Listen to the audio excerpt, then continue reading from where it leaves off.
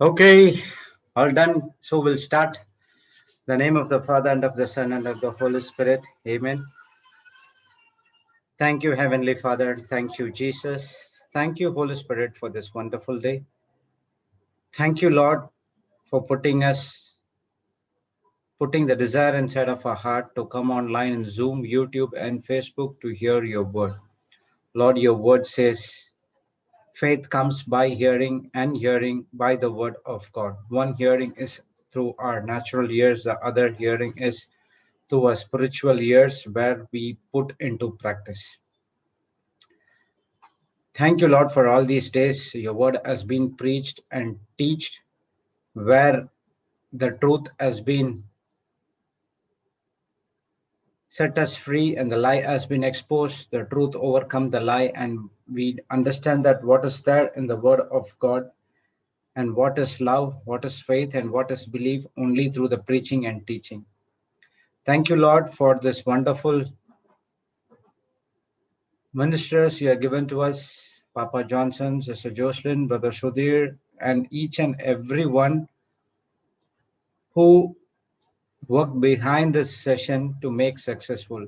Most importantly, the people who are here listen to the word of God, and we see the testimonies how the word of God changed their life, and that only they also took the word of God, took the gospel of light, and reached out to the people who are in the darkness, who brought them from the darkness to the light. Thank you, Lord, for helping us to preach your word to other people. Without the faith, without the love which has been poured into us through Holy Spirit, we can't able to do that. Lord, as we studying about contentment all these days, contentment is where we believe and make Jesus as the source, Jesus as the priority. He is the one who supplies each and everything. And we need to be content from what we have. Lord, this is not coming from our own self desires, but it is from the relationship we have with you and the Holy Spirit. When we have an intimate relationship with you, you taught us how to be content with what we have, not comparing what the people has, but be joyful in what we have within our limits. Thank you, Lord, as we are gathered here to study more about contentment we take the examples about the people in the Bible, the prophets of the Bible, which everyone are in content with a help of God or Jesus Christ or the Holy Spirit. Thank you, Lord, for sending us the Holy Spirit inside of us. The Holy Spirit is the host of this meeting. He is the one who guides us. He is the one who provides us the wisdom. He is the one who makes this teaching very simple and understand, even though it is difficult in the initial days. Thank you, Holy Spirit, for taking control of us. Use our vocal cords, spirit, soul, and body to benefit and to do the works for the kingdom of God.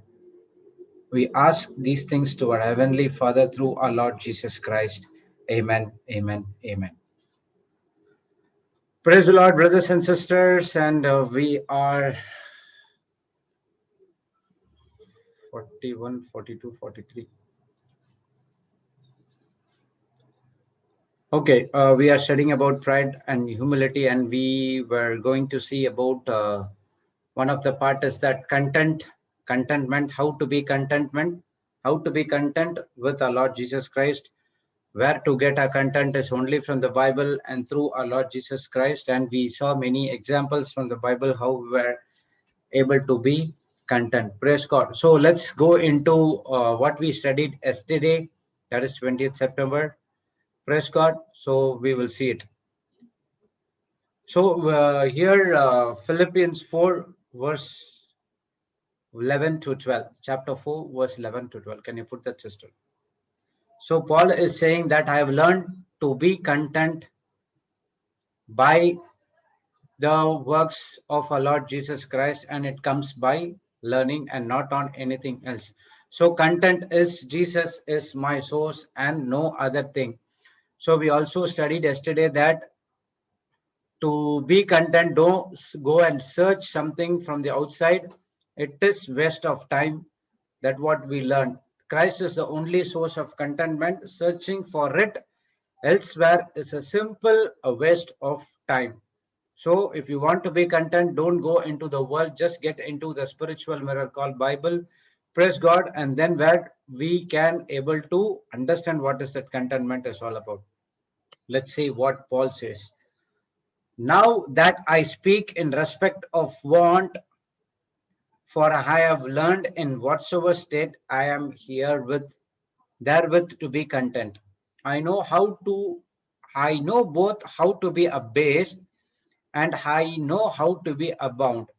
Everywhere and in all things I am instructed both to be full and be hungry, and to both abound and to suffer need. I can do all things through Christ which strengthens me. Praise God. Now Paul is teaching us how to be content. So in verse 11 he says that it is not he just requires, it is he speaking because he doesn't want anything, because he says that he have learned in whatsoever state I am there to be content. So he says that he have been already learned to be content, whatever the state might be. It might be he has food, he doesn't have food, he has water to drink, he doesn't have water to drink, place to stay, place not to stay. Praise God. He's saying that it is not because I need, this is because I have learned everything from our Lord Jesus Christ and there to be content. So usually if you take in our life, usually the happiness depends on what we have. I was something like that. If my needs are met, I'll be happy. If things are happening according to my wish, I'll be happy. If it goes according to my want, yes, I'll be happy. Then we are not disturbed and everything, we think that everything is right. But in the spiritual realm, everything is going wrong because you are operating on your selfish desires that is based on the natural senses. But if we think that all these days what happened, okay, I have done this happened in my life, I was successful and we are happy. And when things goes contradict to our life, that is what we asking, it doesn't get, we didn't get from our Lord Jesus Christ, but it is get delayed, or what will happen, or you might not get it, or something might come, you might not get the job, you might fall from grace, everything happened. We think that we are moving on the wrong place, and then we are going into God and asking him why we are get disturbed. But Paul is saying, I have learned to be content, and the point, he is not disturbed or disquieted, whatever it is, whether he has or not, he learned to be content. Praise God. So he is saying that he has learned in whatsoever state I am there to be content. And in verse 12 he says, I know how, okay, I know both how to be abased and I know how to be abound. Everywhere in all things I am instructed both to be full, to be hungry, both to bound and to suffer need. Sorry. So Paul is saying that his contentment is not based on his food or situation or what he has. His content is based because he learned the secret with the Lord Jesus, from our Lord Jesus Christ, that he know how to be abased and know how to abound everywhere in all things. So he has been instructed both to be full and to be hungry. How the instruction came? We know that the instructions comes from the Holy Spirit. When you ask for something, God will never give the miracles. He will give you only the instruction. So he says that I am instructed to both be full and to be hungry, both in abound and to suffer. Praise God. And in verse 13, he says that the secret what he learned, Christ is my source and nothing else. That is the secret what he learned. So when Paul got born again, from his spiritual eyes has been opened, and when he got baptized with the Holy Spirit, and from that day onwards, till it is end of his days, he just believed on Lord Jesus Christ and nothing else. He was only learned the secret that Jesus Christ is source. It would be easier for him because he is preaching the word of God. It is easier for him to go and ask for the people in Romans, people in Corinthians, people in Philippians, go and ask him, okay, I need this, I need this. They would give. But he never opened his mouth. But he also said that I'm speaking because I don't want anything, because I learned to be content with whatever state I am being. So he has been instructed to do the same, to be hunger and to be wise. Praise God. So he learned the secret. The secret is Christ is my source. Because he learned that secret, he is saying that I can do all things through Christ who strengthens me, which strengthens me. Praise God. So this strengthening is for not doing our own desires or the things which is contradicting to the word of God. This is this strength is to do the things according to his will, according to his plan, and according to his call, and according to his assignment. Okay, you can say that, okay, I want to do I want to fulfill my selfish desires, and you say that I can do all things through Christ strengthens me. It will not happen. Praise God, because you are self-centered, selfishness. You are want to performing. You are using the promises of God to do your own selfish desires. It won't happen. Paul is used this command to fulfill the desires, the will of our Heavenly Father. So the person is constantly and continuously getting strength from Christ. So I have strength for all things. It does not say some things. So if you are in Christ Jesus, if you say I am in Christ and Christ is in me, the Holy Spirit is dwelling in me, if the Holy Spirit is supplying everything I need, then you can say that I can do all things through Christ Jesus strengthens me. Praise God. What to do the will of God. Yes, you can do it for your own will, but also you have to use it for the other people as well. The reason for God gave the resources to you that you can benefit or profit the kingdom of God. You can use it for yourself, or might you can use it for some other for some other people. So God will always have a way to fulfill your desires. That is according to the God's will. Praise God. So we learned that complacency is a self-sufficient. Okay, it is a person is sitting down and doesn't want to improve. In our previous days, we were like this. We were like we were in the complacency state where we refusal to improve. So even though if you take my life, I was in this stage before. I was want to. I thought that what I was doing is correct.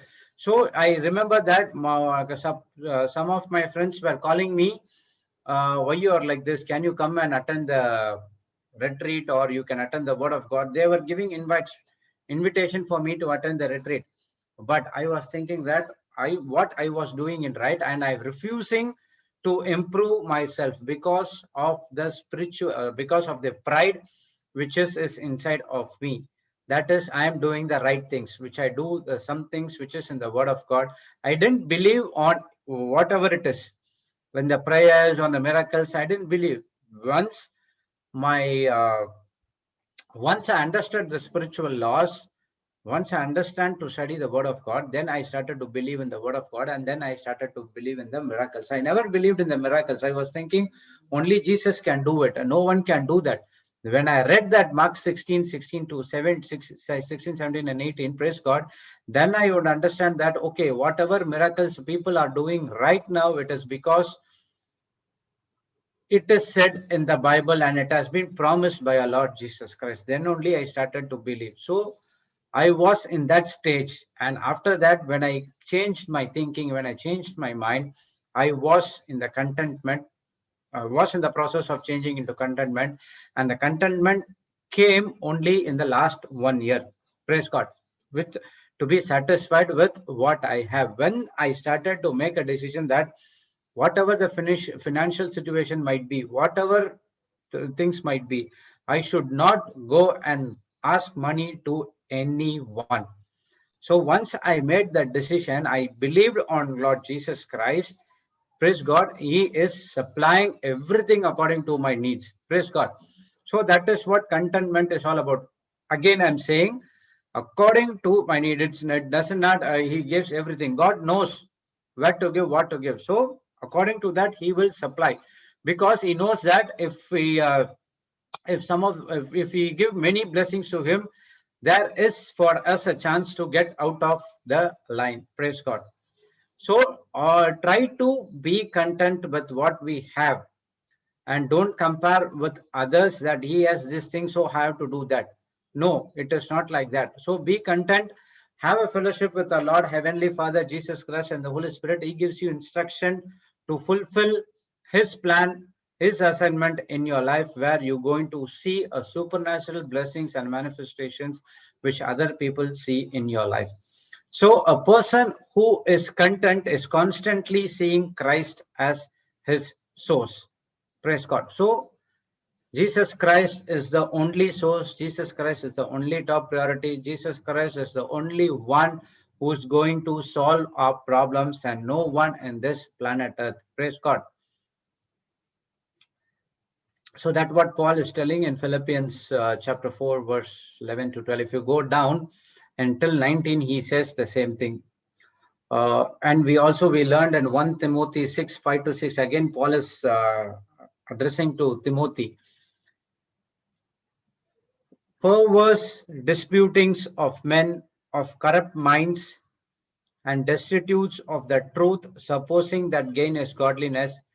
From such withdraw thyself, but godliness with contentment is great gain. We learned that before. So the people who are coming out of, who are changing into corrupt minded destitutes of truth, supposing that gain is godliness, thinking that those kind of gain is godliness. But Paul is saying that come out of those things, withdraw yourself from those things, because that is not godliness. Godliness with contentment is a great gain.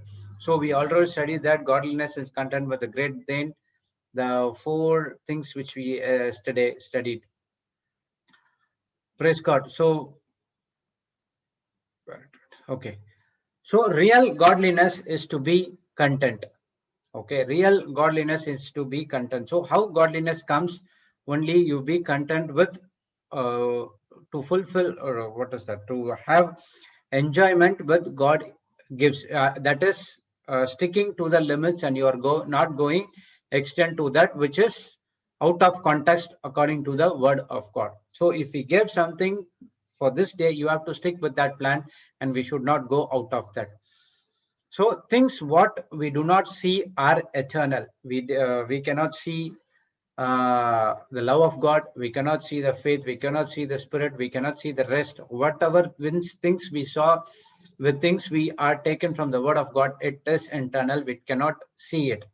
But what happens here in the worldly things is the people are looking to money for contentment. They think that money is the only source of contentment. If you are lack of something in today's life, but praise God, if you think in the spiritual way, God has supplied the need according to your day.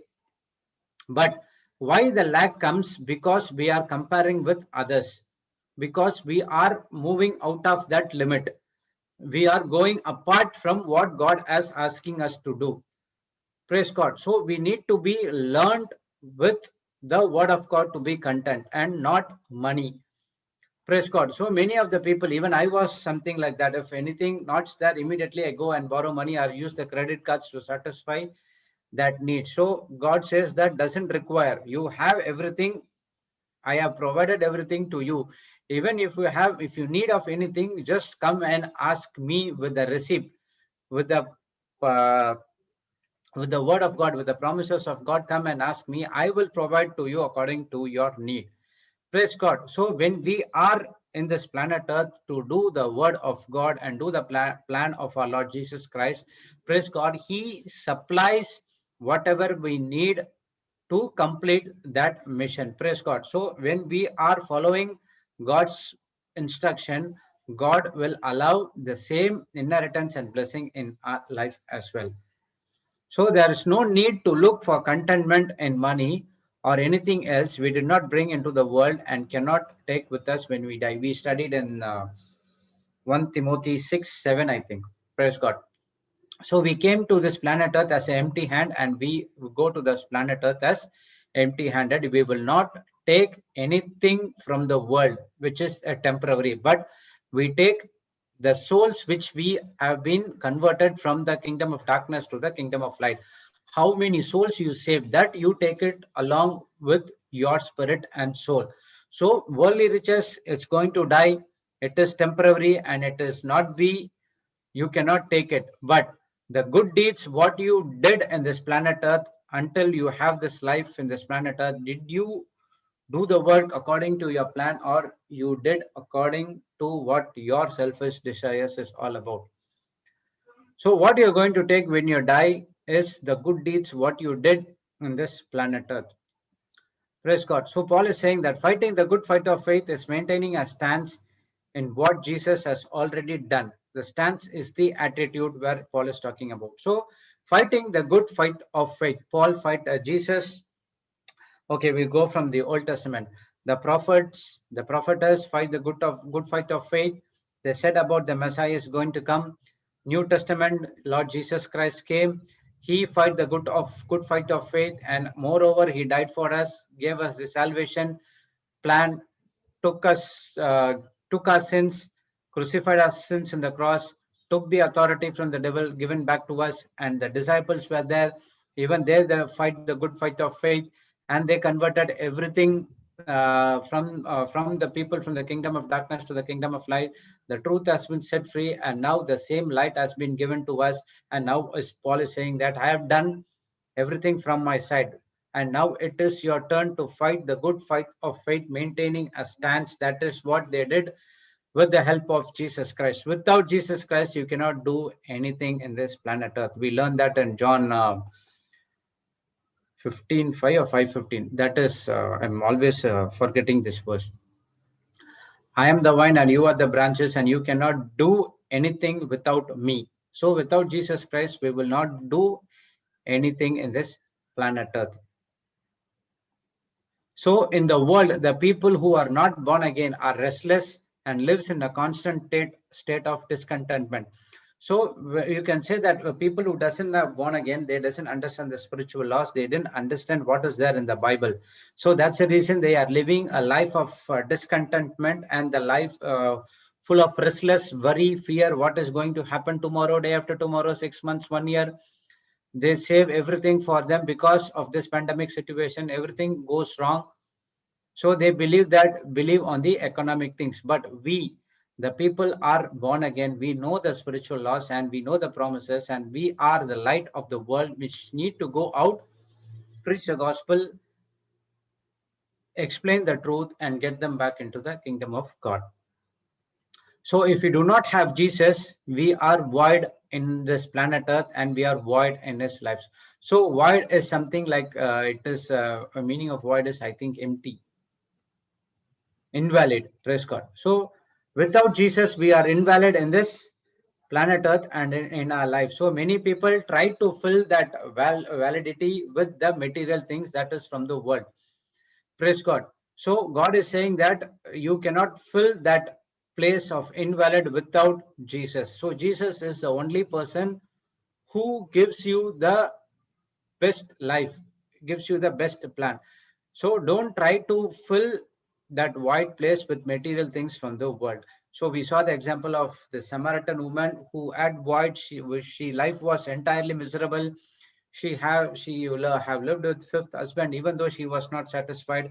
until and unless she got preached by Lord Jesus Christ at the well, she was able to understand and filled with the water what Jesus was giving to her, the level, the springs of water from her belly. Praise God. So he is giving the well of springs of water which is inside of her so that she can go and be a rivers of water to many people as well. Praise God. So he has given the same thing to us as well. So everything what we require is inside of us.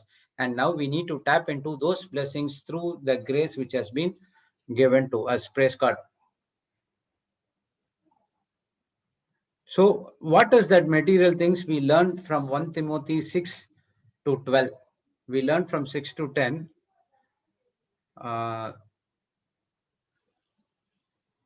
For the love of money is the root of all evil, which while some coveted after, they were erred from the faith and pierced themselves through with many sorrows. So we have, I didn't read 7, 8, 9 because we have already learned that. So Paul is saying that the money is not good or evil, but the love of money is always an evil.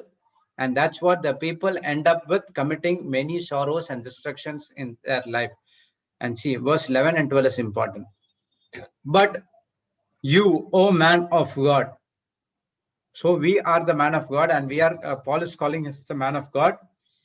Flee these things and follow righteousness, godliness, faith, love, patience, and meekness. So in the verse 11, he says that when the material possession of money or people become the end goal, we find that cannot fill the void and we end up in discontent. Saul was most concerned about his reputation among the people than changing himself. So when Paul was Saul, he was only thinking about only of these things. Because he thinks that what he learned is the truth, but it is not the truth. The truth is yet to uh, given to him that Jesus Christ is the Messiah. Once he understood the truth and his reputation, everything he has been put aside and he wants to change himself and his life was to be live for God alone. If he wants to live, he is living for Jesus. If he wants to die, he is dying for Jesus. He came to that state because he learned how to be content. So that's what he's saying. Oh man of God, flee these things and follow after. See, he's telling that 6 things in verse 11. One is righteousness. We know what is righteousness is all about. That is the righteousness of God, which the nature of God, which we got when we crucified ourselves and believe in Lord Jesus Christ. And the next one is godliness. We learn that godliness, it is always in James 3, 1 Timothy 3:16, the answer is there is what is godliness, that he is a son of God, came to this planet earth as a son of man, justified in flesh, justified in spirit, took our sins, he died for us, and he is seated at the right hand of the God. So that is godliness, to believe on that one. And next is faith. We learned in Hebrews 11, chapter 11 is full of faith. Love in 1 Corinthians chapter 13 and Romans 8:31 to 39, we can see the love of God poured into us. And patience and meekness, it's from Proverbs and James. Praise God. So Paul says that flee from those things which is from verse 6, 7, 8, 9, and follow the righteousness, godliness, faith, love, patience, and meekness. Fight the good fight of faith. Lay hold on eternal life, whereunto you art also called, as professed a good profession before many witnesses. So he's saying that fight a good fight of faith. So when you fight the good fight of faith, that is, you're holding to the promises of God. You are not standing out of unfaithful, but you are always faithful, so that is the hold for our eternal life. Lay hold on eternal life, standing on faith and meekness. When you did all these 6 things, whereunto you are also called. So you are also called to preach the word of God to many people as apostles did. Praise God. And has professed a good profession before many witnesses. So what you are prophesying, what you are speaking is before the people is talking about what Jesus Christ has did in your life. So when you go and preach the word of God, first start with what Jesus has did in your life, and then the the person who was other side will definitely give his life to Jesus. But instead of that, immediately you go and start about the word of God saying about anything, they will not understand, then they will come about against you. So start with your own gospel, where what Jesus did for you in your life, and how you fought the good fight of faith and you came out, and then where you are professed before many witnesses. Praise God. So you are telling about Jesus, you are speaking about the gospel, and you are not ashamed about that. So discontentment moves us into a greed in which we constantly want more. Discontentment causes jealousy and envy. So if you don't do these six things, righteousness, godliness, faith, love, patience, and meekness, then you are heading into a different zone. You are trying to fill that place of void with the material things which is from this planet Earth. The void can be only be filled with Christ, and Christ is my source alone. So Paul says that void in his heart is not filled with the physical things, but with Jesus. The six things what he told.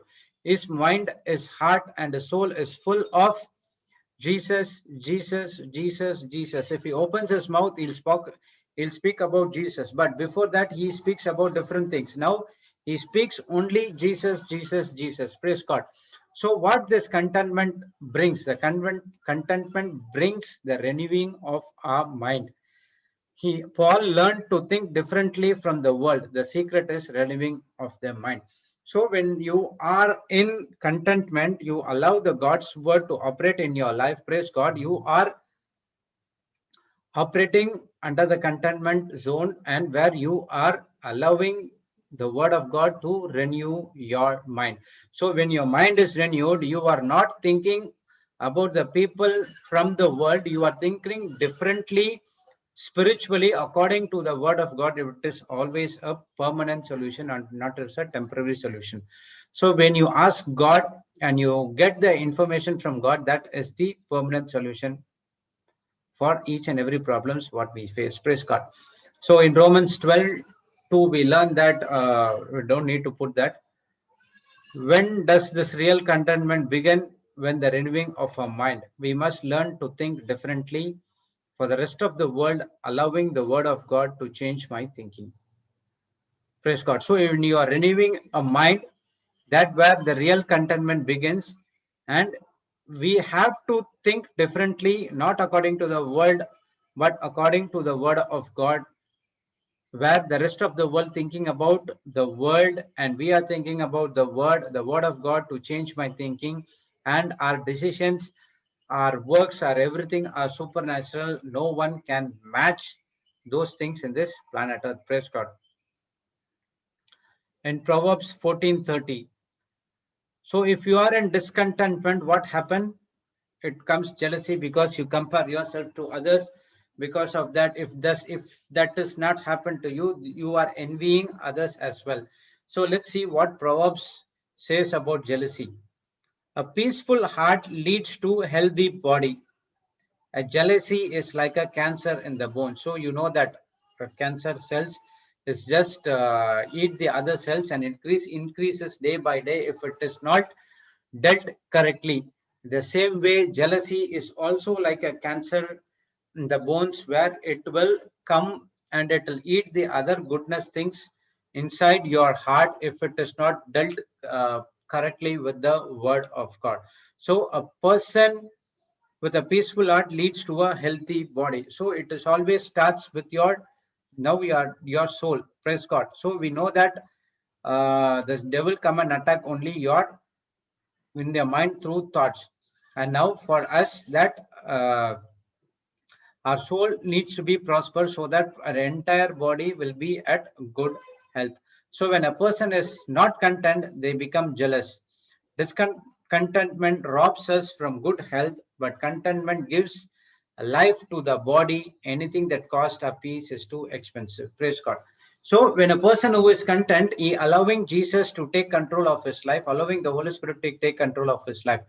When a person is discontentment, he is not at peace. He is always thinking about others. He is always thinking about himself. How can he be satisfied, or how can he show off to the world what he is capable of? And that costs your peace in your mind, and that is too expensive. Praise God. So always allow the content, allow Jesus Christ in your life, the Holy Spirit in your life, to be content with what you have. And if you rely on your own strength and own senses, you will not be content, you will be discontentment. Praise God. So the worlds want you to speak facts, but God wants to speak the truth. Praise God. So understand this, the world wants you to speak the fact, and God wants you to speak the truth. So yesterday I said that there was a question in the Florida meeting that I have if a pain is there, now what I have to say, I have to tell the if pain is there, or I should say the lies that pain is not there, because what is there in the 10 commandments said that if I'm you should not lie. So what you should say, whether I have to say the truth, that is the pain is there, or I have to say the lie that pain is not there. So when asked the question, Sister Florida gave a good answer. Well, what you are speaking is a lie. You have to speak the truth. What is the truth? What is the truth is 1 Peter 2:24, by the stripes and wounds of Jesus, you are perfectly healed. When you say that I am still the pain is there, you are speaking the lie and you're speaking the truth. You are speaking the fact. Praise God. So the world wants us to speak the fact, but God wants us to speak only the truth. So every moment is our responsibility, checking whether you are on facts or you are on God's truth. So it is only a thin line in between each and everything: faith, fear, happy, joy, peace, and peace. So everything is, there's only single narrow thin line which is there. And then it is easier for us to get into either side as well. So we, as a spiritual being, you have to keep our thoughts regular check with the godly thoughts. Praise God. So there is no fear in speaking the truth, because you know and you know and you know the victory is yours. And that is what joy is all about. You know the end result, and you know that the God loves. I know and I know and I know that the God loves me. And God is saying that I need to obey the king and enjoy the life in his kingdom. Praise God. So there is, if you're speaking the truth according to the word of God, you don't need to fear about speaking those things, because you know that that is the victory and that is the end result. And if you want to enjoy the kingdom and the inheritance which has God has given to us, praise God, what you have to do is you have to obey the king and enjoy his inheritance.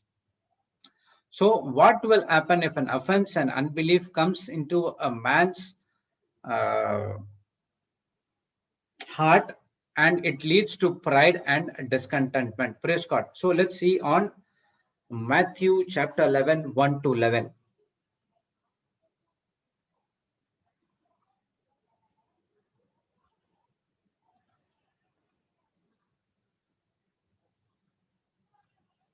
Okay. And it came to pass, when Jesus had made the end of commanding his 12 disciples, he departed hence to the teach and to preach their cities. Praise God. So in verse 1, it says that God selected the disciples and he commanded 12 he selected the 12 disciples, and he commanded, sorry, he departed hence to teach and to preach the city. So Jesus topmost priority and criteria and topmost goal is to teach and preach. So what this teach and preach is going to do is, so that it would help us to make corrections according to the word of God. So Jesus or God or the Holy Spirit cannot make corrections for us, for you and for me. It is my decision to correct.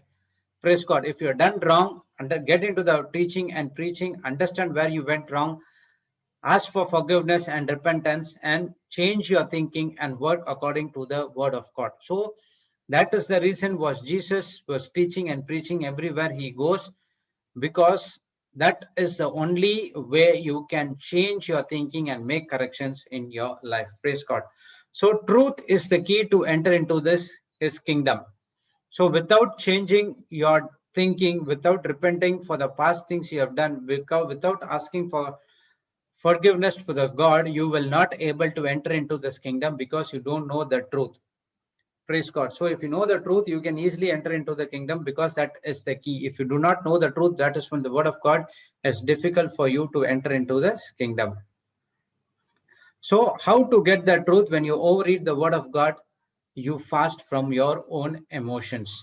Jesus came to establish the battle against the spiritual world. Praise God. So yesterday, Brother James was sharing his testimony, but how he was uh, fasting before, and once the fasting is over, he has agreed to eat more, and he would not be able to control his what to say, his desires and everything. Praise God. And he shared, 1 second.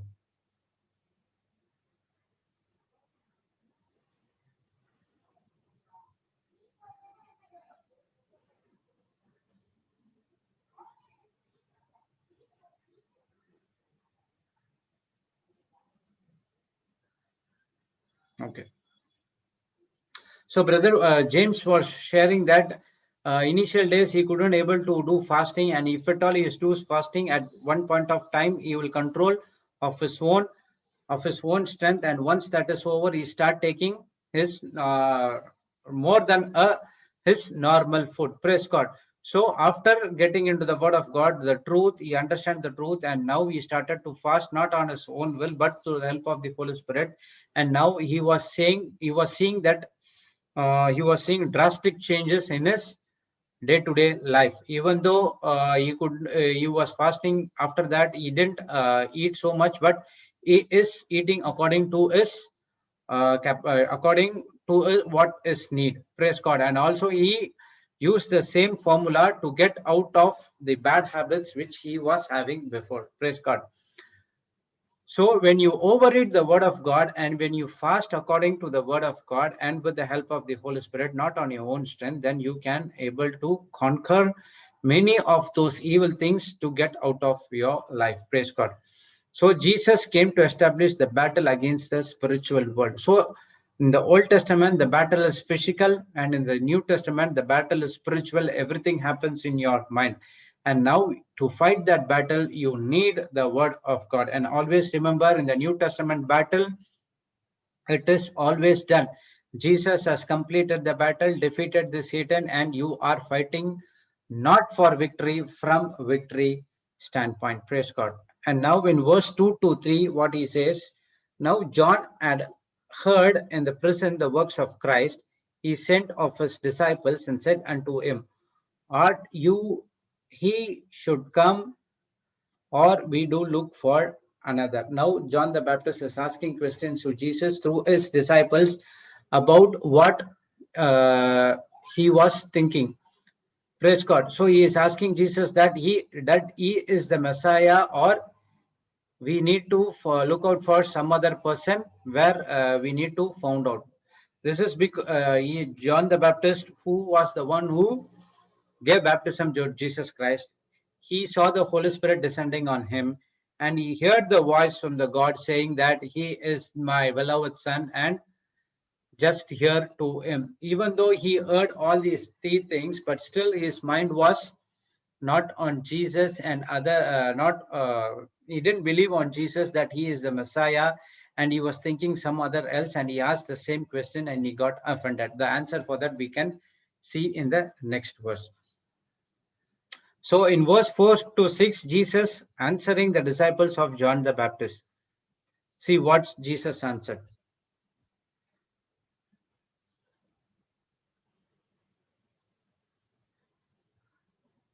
Okay. Jesus answered and said unto them, go and show John again those things which you hear and see. The blind receive the sight, and the lame walk, and the lepers are cleansed, and the deaf hear, and dead are raised up, and the poor and have the gospel preached to them. And blessed is he who shall ever not be offended in me. So he gave the answers what he was doing, and he was going asking the disciples to go and say to your master, that John the Baptist. So John the Baptist, why ask these questions? Because he got the prophecy according to Isaiah in chapter 61, 1 to 3. Can you put that, sister? 61, 1 to 3.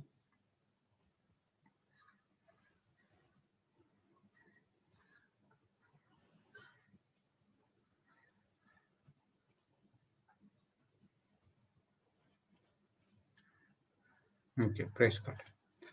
The Spirit of the Lord God is upon me, because the Lord has anointed me to preach the good things unto the meek. He has sent me to bind up the brokenhearted, to proclaim liberty to the captives, and to opening of the prison to them that are bound, to proclaim the acceptable year of the Lord and the day of vengeance of God, to comfort all that are mourn. Okay, this is fine. So in verse 1, Jesus fulfilled the verse by doing good and much more greater things as well when he was doing at that point of time. So the prophecy to John the Baptist was, he was not thinking about the first verse, but he was thinking about the second verse of the second half. That is, day of vengeance of our God, to comfort all that are mourning. So the thinking of the John the Baptist was he would overthrow the Roman Empire and he would be as a king. But he didn't understand that Jesus came to this planet Earth to have the kingdom in the spiritual life. Praise God. So the people were thought about overthrowing the Roman Empire, but Jesus came to this planet Earth to spiritually win the battle, that is from what it has been lost by Adam and Eve to Satan. Praise God. So Jesus came to proclaim love and forgiveness of his first coming. Praise God. So now we'll go to Luke 17 and 21. We just compare this verse and that verse. Okay. You just put 17. Okay.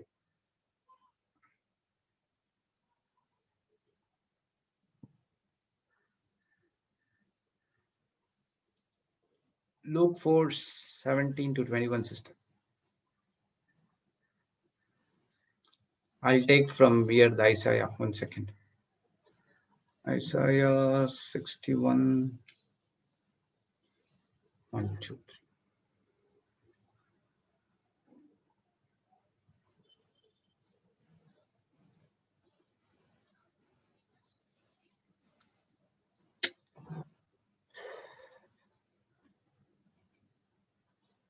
Okay.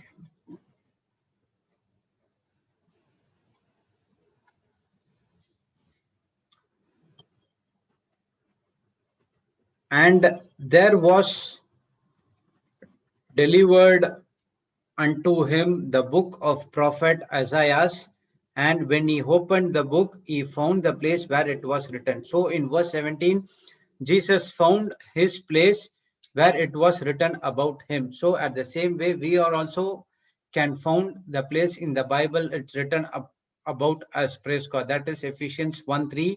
We learned that as well. So in verse 18, he says that the Spirit of the Lord is upon me, because he has anointed to me to preach the gospel to the poor. He has sent me to heal the brokenhearted, to preach the deliverance to the captives, and the recovering the sight of the blind, to set at liberty them are bruised. So verse 18 can be compared with Isaiah verse 60, chapter 61 with verse 1. He said the same thing, but by doing good. And now in the New Testament, Jesus went far more greater than he, and he raised the people from the dead as well. Praise God. And verse 19 says, to preach the acceptable year of the Lord.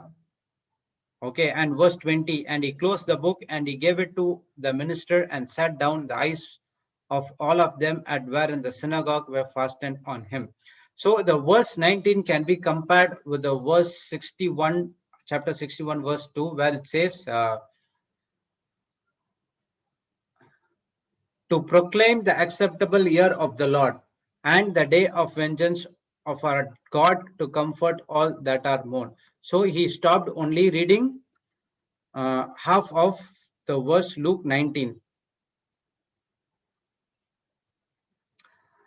He to preach the acceptable year of the Lord, because the second half was yet to be fulfilled. That is this second coming. We know that Jesus came to this planet Earth as a lamb. He died for us. And in the second coming, he will be coming as a Lion of Judah to judge the people who are unjust or who doesn't believe in the works of our Lord Jesus Christ. So that's the reason he incompleted the verse 19 to preach the acceptable year of the Lord, and he stopped that. But John the Baptist did not understand this, and he was asking the question that he never came to fulfill the vengeance. He thought that the vengeance has to take the overthrow the kingdom of Roman Empire, but now the vengeance is something different, where he will be coming again as a judge to judge each and every one of us. Praise God. And in verse 20, he closed the book, and every eyes were filled. And now he said that, and he began to say unto them, this day in this scripture fulfilled in your ears. So until verse 19, half everything has been complete, and he said that it has been unto this day, this scripture is fulfilled in your ears. Praise God. So in second coming, Jesus will come as a judge to proclaim the day of vengeance of our God, and yet to be fulfilled, and we are aware about that, and we need to operate in contentment. We need to operate in love, so that when you believe in Lord Jesus Christ, he comes and takes you to his mansion. Praise God.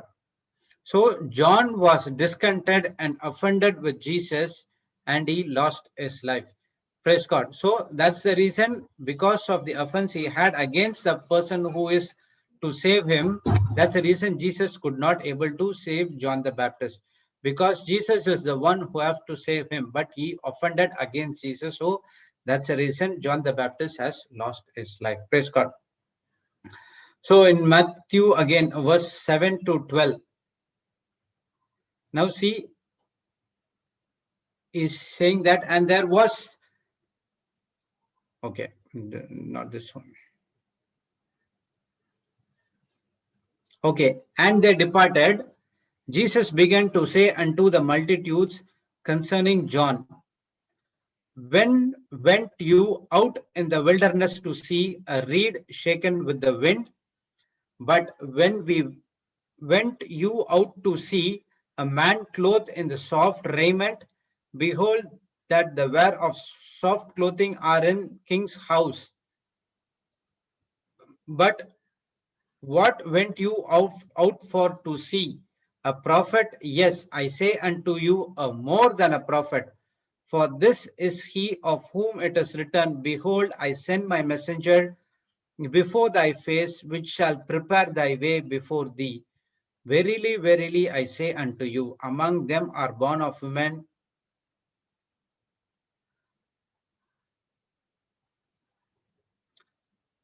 among them that are born of women, there hath not risen a greater than John the Baptist. Notwithstanding, he that is the least in the kingdom of heaven is greater than he.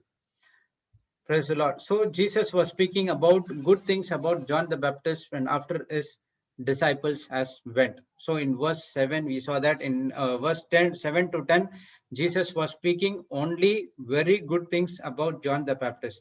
So when we compare ourselves, when we speak bad about somebody, we are still offended. When someone, if we speak something bad, if the people is not there, we get offended, and offense is a demonic spirit which can kill you. Praise God. So we have no protection, and the devil can do all kinds of evil to us and through us. The only person could save John was Jesus, and John was offended with Jesus. Praise God. So because of the offense he had with Jesus, he could not able to fulfill his life, and he got killed. Praise God. So now we saw that the people who went and see about John the Baptist, and Jesus is saying that in verse 10, for this he whom it is written, behold, I send my messengers before thy face, which shall prepare thy way before thee. So in the Bible, we saw that there one person will be a messenger who sent before Jesus, and he will prepare the way for Jesus to baptize everyone, and he will baptize Jesus. From there onwards, Jesus will take control of his heavenly role in this planet Earth. And Jesus also said that he is a greatest of the prophet of the prophets.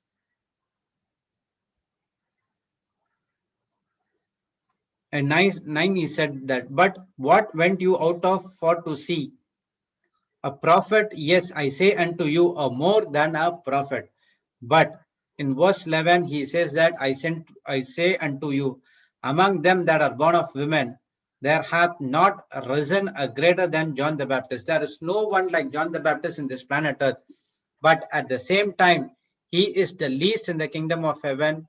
He is greater than he. Why? Because he got offended. So the same gospel is preached to us, where we should not get offended by with our brethren or whatever it is. Praise God. What the offense will do, it will bring you from top to down.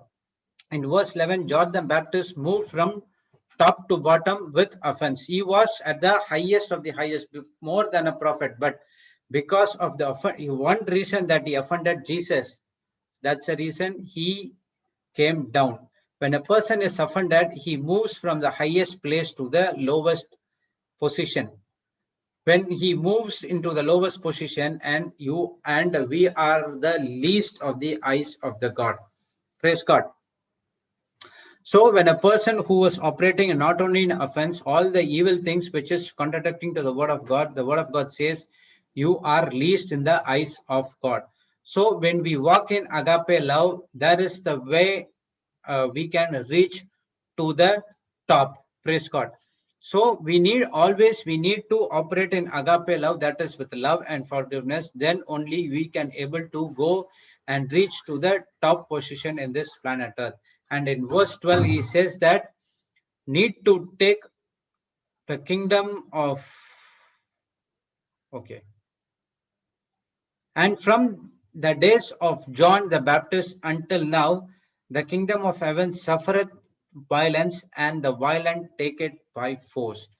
And now we need to take it by force. We have to war the enemy, but not in flesh, not in flesh and blood, but it is unseen, the spiritual one. So we need to take the kingdom by force. That we need to rebel against the kingdom of darkness, because we are born again, and we are born of the newborn with that incorruptible seed from the word of God through our Lord Jesus Christ. And now we can easily fight the battle from the victory standpoint. And the person who takes the kingdom by force is the one who go into the kingdom of God. So kingdom of force means not against the people, okay? It is against, to fight against the spiritual powers and the wickedness in the high places that is torturing us from our thoughts. So Jesus also gave how to fight those battles with the word of God in Matthew 12 verse 22 to 30.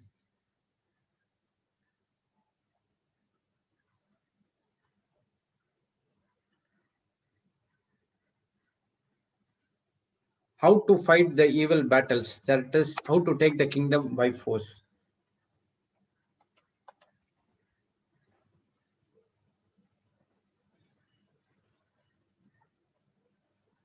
Okay. Then was brought unto him one possessed with devil, blind and dumb. And he healed him in so much that the blind and dumb both spoke and saw. And all the people were amazed and said, it is not the son of David. And when see verse 24. But when the Pharisees heard it, they said, this fellow do not cast out devils, but by Beelzebub, the prince of devils. Okay, and Jesus immediately came out and said, because they knew the thoughts, and they're going to tell what they're going to, the Pharisees going to say about him. So he immediately know the thoughts, and he said, Every kingdom divide against itself is brought to desolation, and every city or house divided against itself shall not stand. So he's saying that a city or a kingdom, if they fight in between, they will not stand and they will be divided and it will be gone for a toss. Praise God. And in verse 26 he says, and if Satan cast out Satan, he is divided against himself, and how shall then his kingdom stand? So now we understand about what is the divide and rule. Satan will come and divide us and rule us. Praise God. And now he is saying that if Satan comes, cast out Satan, he is saying that it is divided against himself. How now shall we stand? How shall then his kingdom stand? And if I by Beelzebub cast out devils, by whom do your children cast out them? Therefore shall be your judges.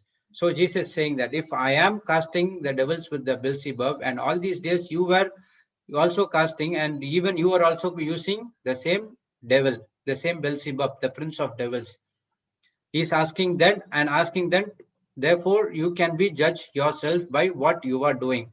But if I cast out devils by the Spirit of God, then the kingdom of God is come unto you. Praise God. And in 29, or else how can one enter into the strong man's house and spoil his goods, except the first bind the strong man, and then he will spoil his house. He is that not with me is against me, and he is gathered not with me is scattered abroad, abroad. Praise God. So he's saying in 28 that if I cast out devils by the Spirit of God, the kingdom of God is come unto you. So he's saying that you need to cast out the devils with the Spirit of God, that is through the anointing of the Holy Spirit. So when you go and cast out the Spirit without the anointing of the Holy Spirit, you will not be able to cast out. You remember what happened to that sons of Sceva in the Acts? They were using the same process where Paul has used, taking the handkerchief and saying, but what happened, that the devil came against them and they were wounded and they run naked. Praise God. So that will happen if you were trying to cast the devils without the anointing of the Holy Spirit. So you need to have these things. You need to have these things first when you go and fight the evil spirit. It is not only the things, evil spirit, it is also about the jealousy, anger, bitterness, everything. Before that, you need to have the anointing and the word of God. So when we cast out devils by the Spirit of God and the agape love with the Spirit of God and the agape love with this inside of us. And now when we do that, the kingdom of God is come unto you. Praise God. When you cast out the evil spirit which is operating inside of them. Or else, how can one enter into a strong man's house and spoil his good, except the first bind the strong man and he will spoil his house? So first is bind the strong man with the agape love and then the word of God, and against the spirit that is operating the person and not the person. First he's saying that first you have to bind that strong man, that is the body, praise God, and then you have to spoil his goods, except he first, without binding the strong man, you cannot spoil the goods of his house. Praise God. So when you are doing that, first thing is we need to bind that strong man with agape love, that you show compassion to him, and with the word of God, you have to bind the spirit that is operating in that person and not that person. So show love to that person and bind him with that love, and then using the word of God against the spirit who is operating inside of that person. That is very much important. So Papa gave some words as well. Violence is an intensity of motion. It has an attach or assault. It will change and rearrange things on the basis of consistency. That meaning of consistency is I'm not going to stop. So if you want to take the kingdom, you have to take it violently by forcing everything, all the bad things out first. Praise God. That you have to do with consistency, where I'm not going to stop unless and until I find the result. Praise God. So bind the strong man, the enemy, and spoil his house. So first, when you go and casting out the spirit, remember that bind the strong man with agape love, and then the word of God against the spirit that is operating in that person. Praise God. So we must continue to learn, study, confess, meditate, act, and put the word of God in action. Our victory comes when the word of God is our lifestyle. The key is consistency. Consistency means I'm not going to give up. So how this consistency will come? First, we need to continue to learn, continue to study, confess the word of God, meditate the word of God, act on the word of God, put the word of God into your action. Whatever you believe, you have to put into action. So our victory comes only when the word of God is our lifestyle. So the key for the victory is consistency. Whatever happens, I do not mind about those things. I'm not giving up. I'm not going to stop. I will learn, study, confess, meditate, act, and put the word of God in action where I can see the victory in my life. Praise God. So that is what consistency all about. And now we know that how to fight the evil things which is operating inside of your body. Praise God. And sorry, in your thoughts. One second. Okay. So let's go to Hebrews 12, 1 to 3. So how to be consistency, we will see from here. Praise God. Without these things, you cannot able to be consistent. Praise God. Hebrews 12, 1 to 3, sister.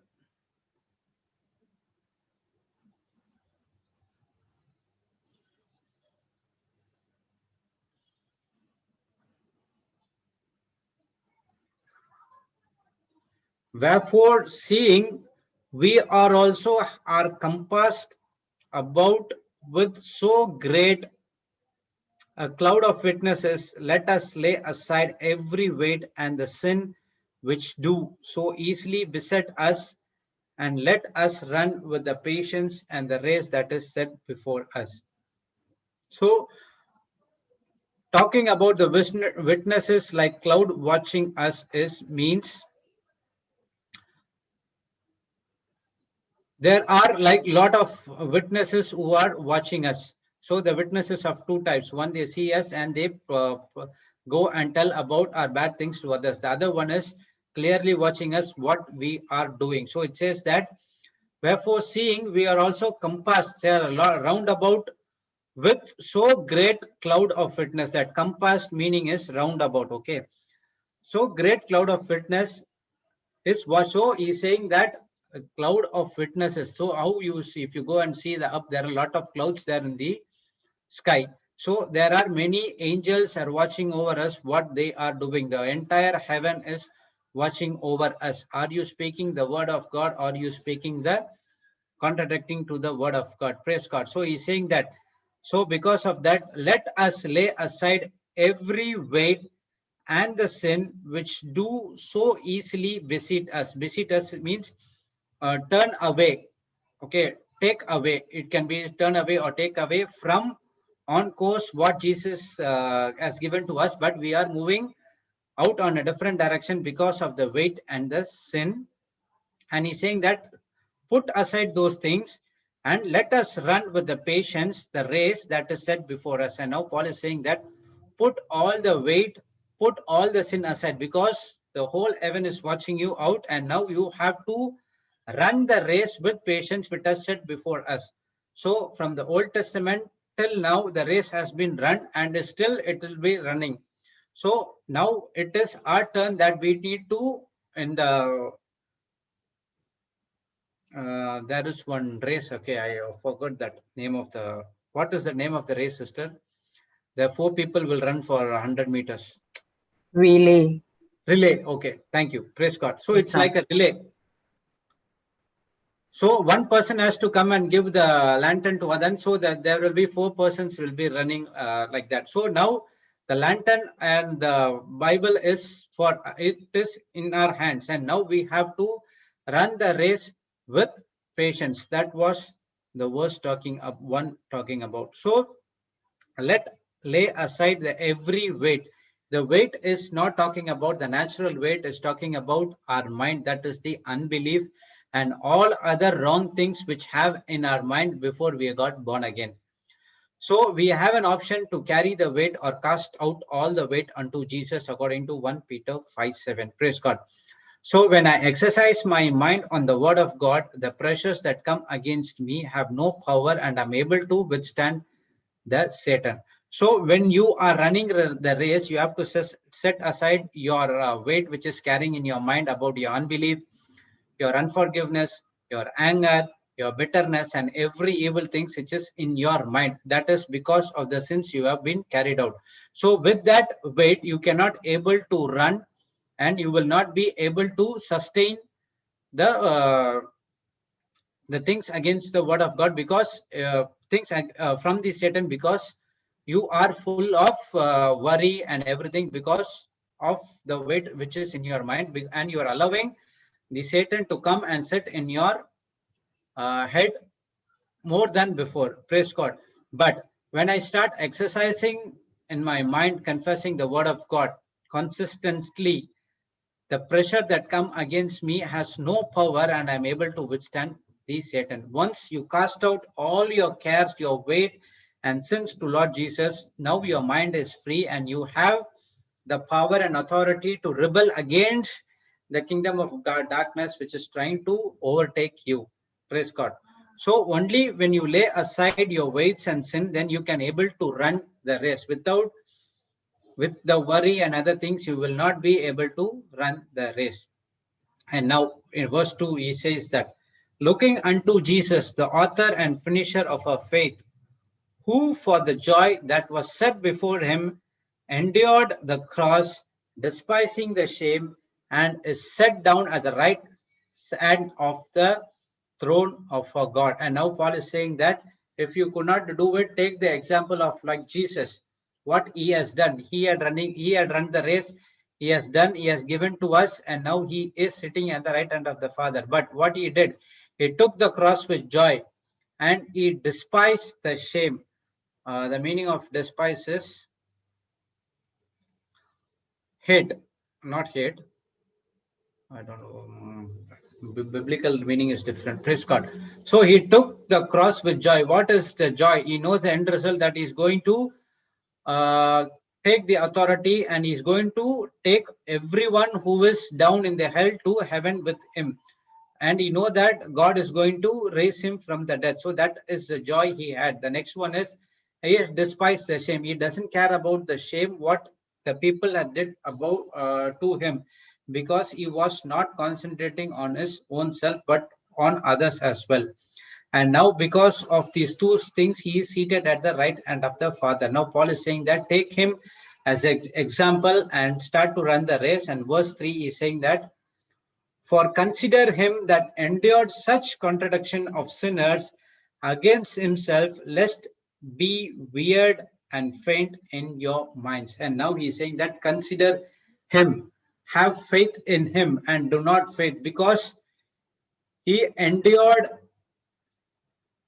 everything for us in the cross, contradiction of sinners against himself. So he took all the sins and everything has been nailed in the cross. And one thing is, you only to have faith in him and do not faint while you're running the race. Praise God.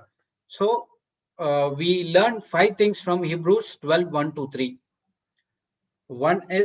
First one is we learn from verse 1, lay aside your weight, that casting your burdens to Jesus, casting your unbelief to Jesus, all your problems and everything what you have in your mind, cast them to Jesus. That is verse 1.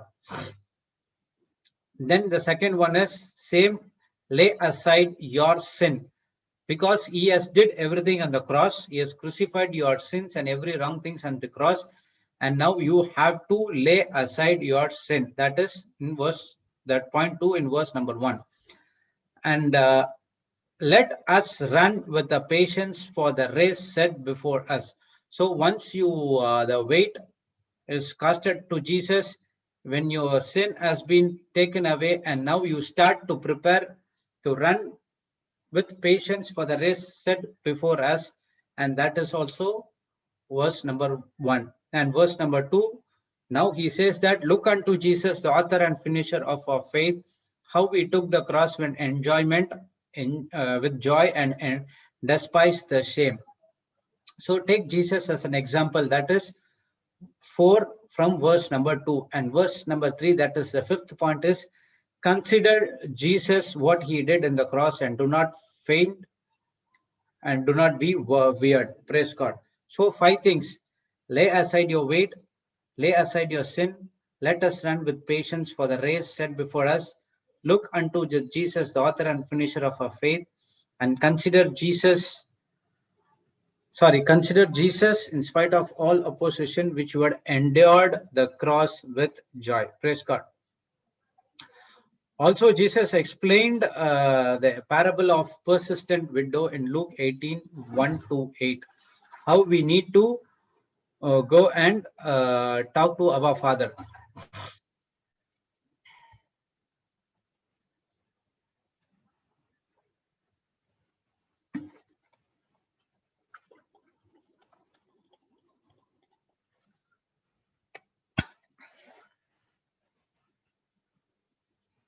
Praise God. Okay, verse 1 says that, and he spoke a parable unto them, and this end, that men ought always pray and not to faint. Okay, now he is relating to that Hebrews.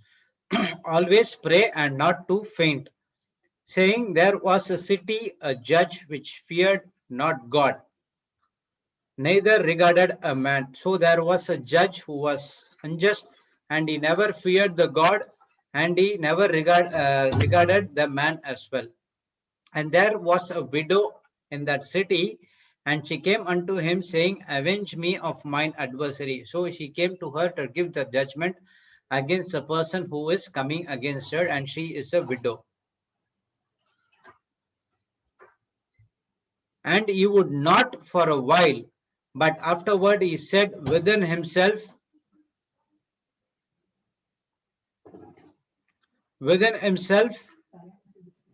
though I fear not God, not regard man. And now,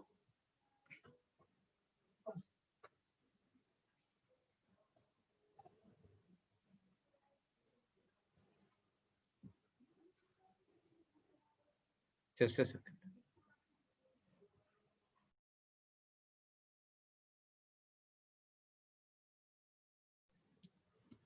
Praise God. Okay, now in verse 4, he says that, and he would not for a while, but afterward he said within himself, though I fear not God, nor regard man. He says to himself that he doesn't fear anyone. He doesn't fear even God or even man. But yet because this widow trouble me, I will avenge her, and lest my continual coming she weary me. And now he says that now I have to give the good judgment to this lady, to this widow, because she will not leave me, and she will come and say it, she will come and disturb me again and again and again until I give the judgment. Praise God. And now verse 6, he says that the Lord said, hear what the unjust judge said, and shall not God avenge his own elect with cry day and night unto him, though he bear long with them? I tell you that he will avenge them speedily. Nevertheless, when the Son of Man come, shall he find faith on the earth? So now he's saying that in verse 7, God is not a person like that judge. So he will hear the person's cry who is crying day and night, and he will not he will definitely hear the prayers of the person. And in verse 8 he is telling that, I'll tell you that he will avenge them speedily. Nevertheless, the Son of Man come, that shall he find the faith on his earth.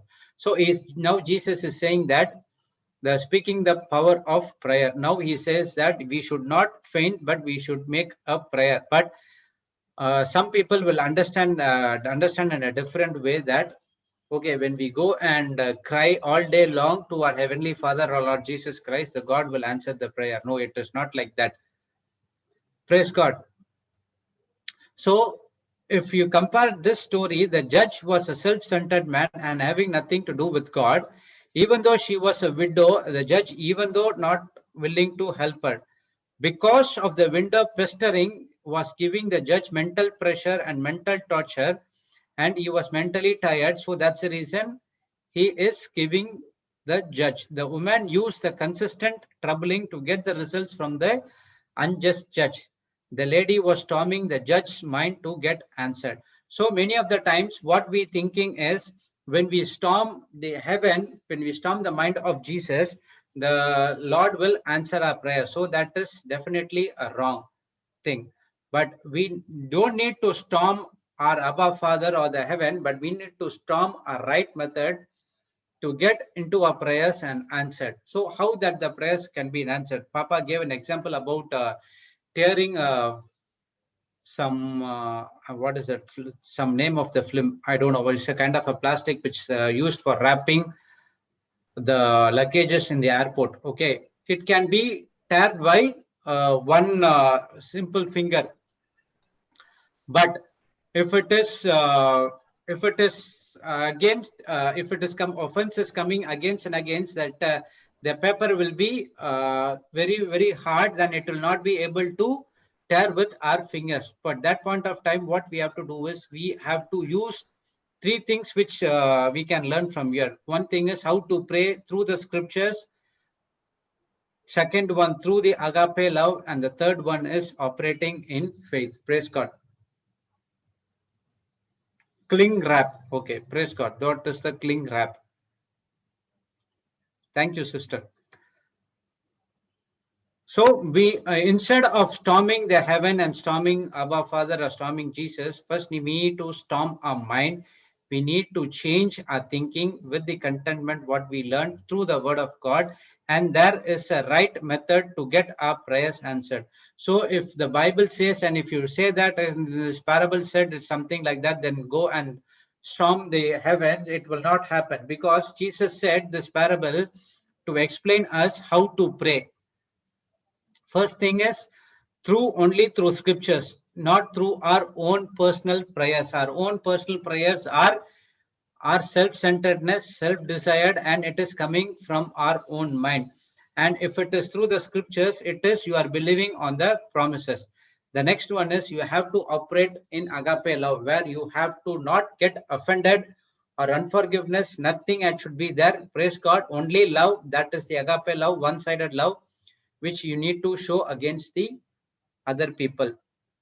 The third one is operating in faith. So you did your prayers, you did your agape love, and now you have to have faith what you had done. In Mark 11, 23, 24, we saw that the believing with our faith gets our prayer answered. Praise God. So we have a judge who is a loving and understanding. When your prayers are according to these three things, through the scriptures, through agape love, and through faith, praise God, your prayers will be answered. Praise God. So we will see the next, the consistency of Joshua, how he can be in contentment in the second half. Praise God. Yes, sister. Another 2 minutes. 2 minutes, I'm coming. Okay. So take this parable as an example, how to pray, not going and storming the minds of our Father or Lord Jesus Christ or the Holy Spirit, but instead of that, storm your own mind, change your thinking from the spirit, from the natural to spiritual, from the unseen to unseen. Praise God. That is your prayers through scriptures, through agape love, and operating in faith. And now, according to Mark 11, 23, 24, your prayers will be answered. Praise God. So we will see the next one in the second half. Okay.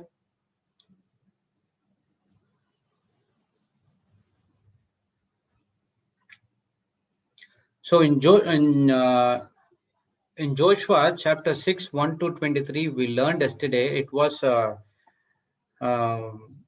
wonderful example of how to destroy the fortress which is inside of us. Praise God. How God gave the instructions to Joshua, how he followed.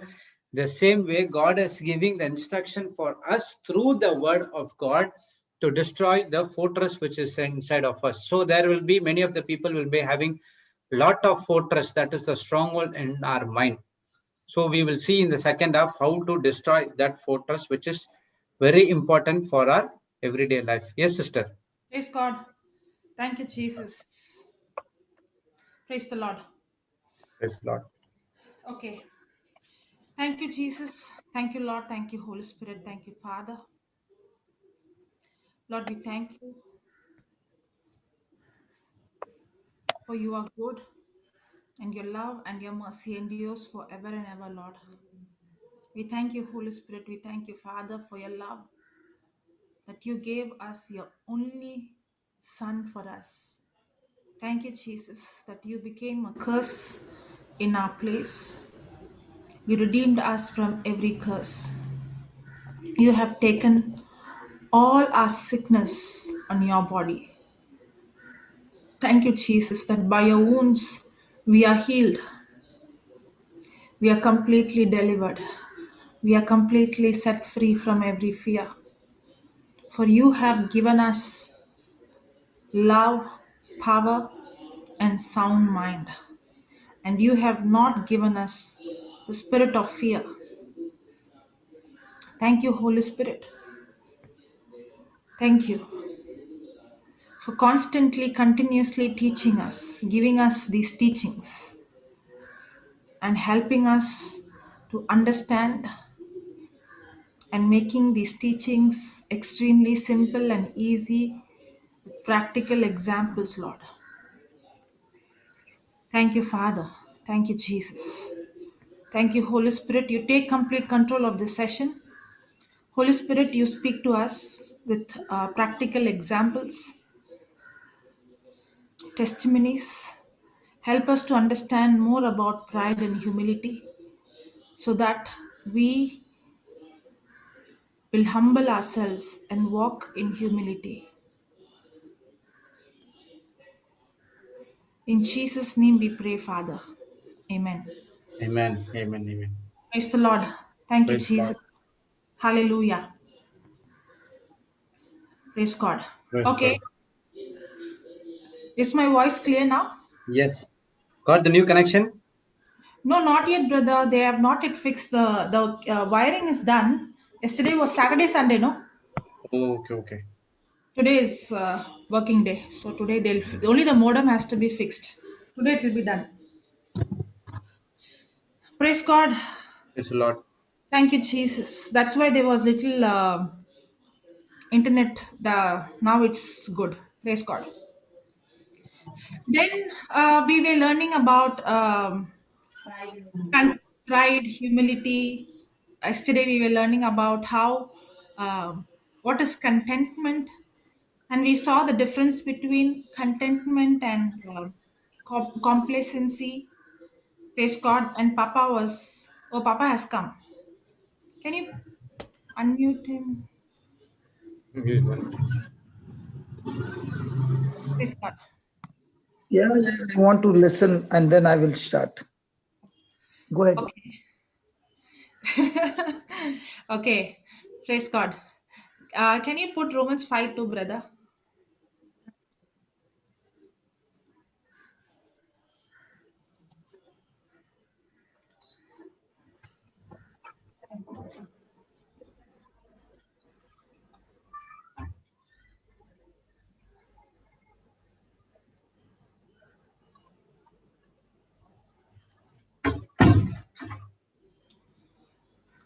Okay. By whom also we have access by faith into this grace, wherein we stand and rejoice in hope of the glory of God. So, this scripture says that it is by faith that we have access to his to this grace. Now remember we were learning about pride and humility, and we saw God gives more grace to the humble. Humble. The amplified says he gives more and more grace to the humble, and he resists the pride. Right. Praise God. So God resists the proud and God gives more grace to the humble. So when we see the word grace, we know the definition is that God's ability, God's willingness to use God's ability, God's power, God's authority, everything of God's on my behalf, even though I don't deserve it.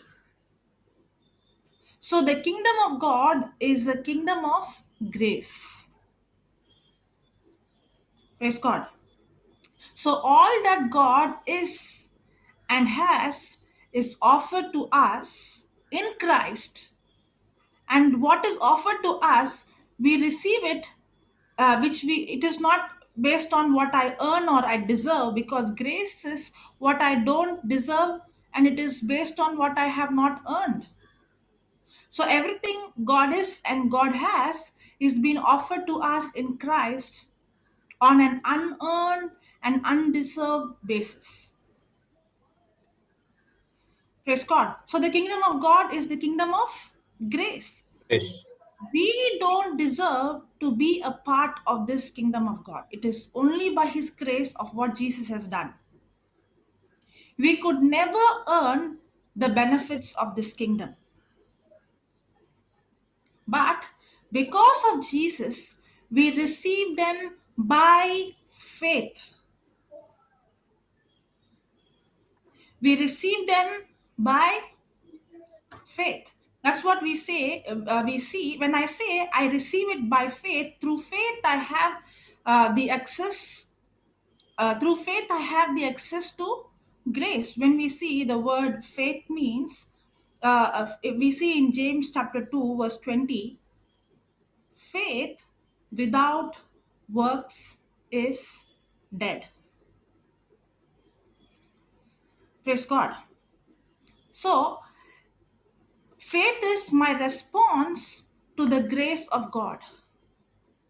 So when I say faith is my response to the grace of God with humble obedience. When I say I'm operating in faith, I'm humbling myself with a humble obedience. I'm obedient to the word of God, and this faith is always corresponded with action. That's why believing is action corresponding to the message. It's good.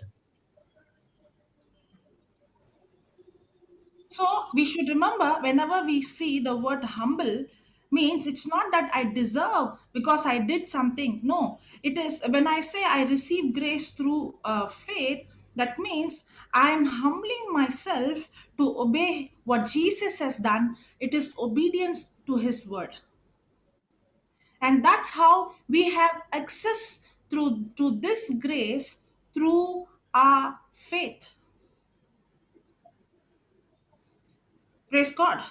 Thank you, Jesus. So, whenever the word grace comes, we have to understand grace is the kingdom of God, is the kingdom of grace, and none of us deserve. But to be humble is a position. A humble person, when I'm in humble, when I'm in humility, I'm in a position to access to what God has already made available for me.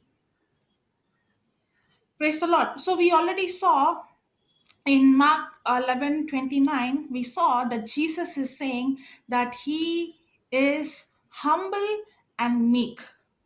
So the character of Jesus is to be humble and to be meek.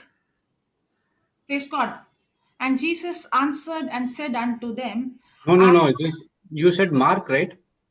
no, Matthew. Did I say Mark? Yes. So I was Sorry. thinking.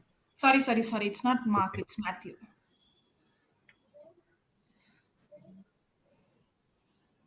Yes. Take my yoke upon you and learn of me, for I am meek and lowly in heart. So we see the character and nature of Jesus is to be meek and lowly. Lowly. Correct? And in Hebrews 1:3, we see that Jesus is it in amplified, it is more clear. Clearly mentioned, yes. Yes. It says that Jesus is the only representation of the Father. Okay, here in KJV it says, who being the brightness of his glory and the express image of his person. Here it says the express image of the person. In amplified it says the perfect representation of the Father's essence. So Jesus, we see that Jesus is humble, he's meek. He himself is saying, I'm meek and humble. And Jesus is the perfect representation of the Father. So the nature of Father is to be meek and humble. Praise God. Okay, let's see a parable of Jesus speaking to the Pharisees. Okay, let's go to Luke chapter 14 from verse 7 onwards. You can put at verse 7, only 7 in amplified, others we will read from here.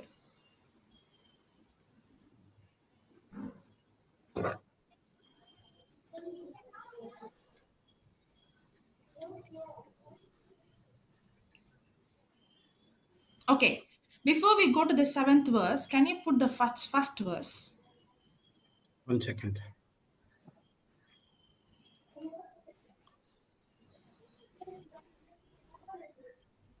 Okay.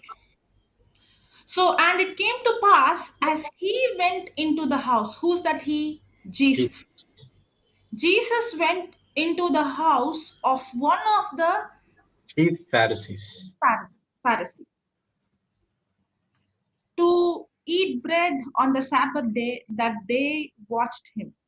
So here he went into one of the chief Pharisees, and all others, all the Pharisees and scribes were invited. So see, even in the 3rd verse, if you see, it says, and Jesus answering spoke unto the lawyers and Pharisees. Okay, so this here, all these people are who? All in big position, right? Lawyers and Pharisees. Yes. So all and God and Jesus has gone to the chief Pharisee's house. Heads of the head. So he is talking. Remember, he's talking to a congregation Topmost. of all the topmost people. Okay. Okay. Now come to the 7th verse.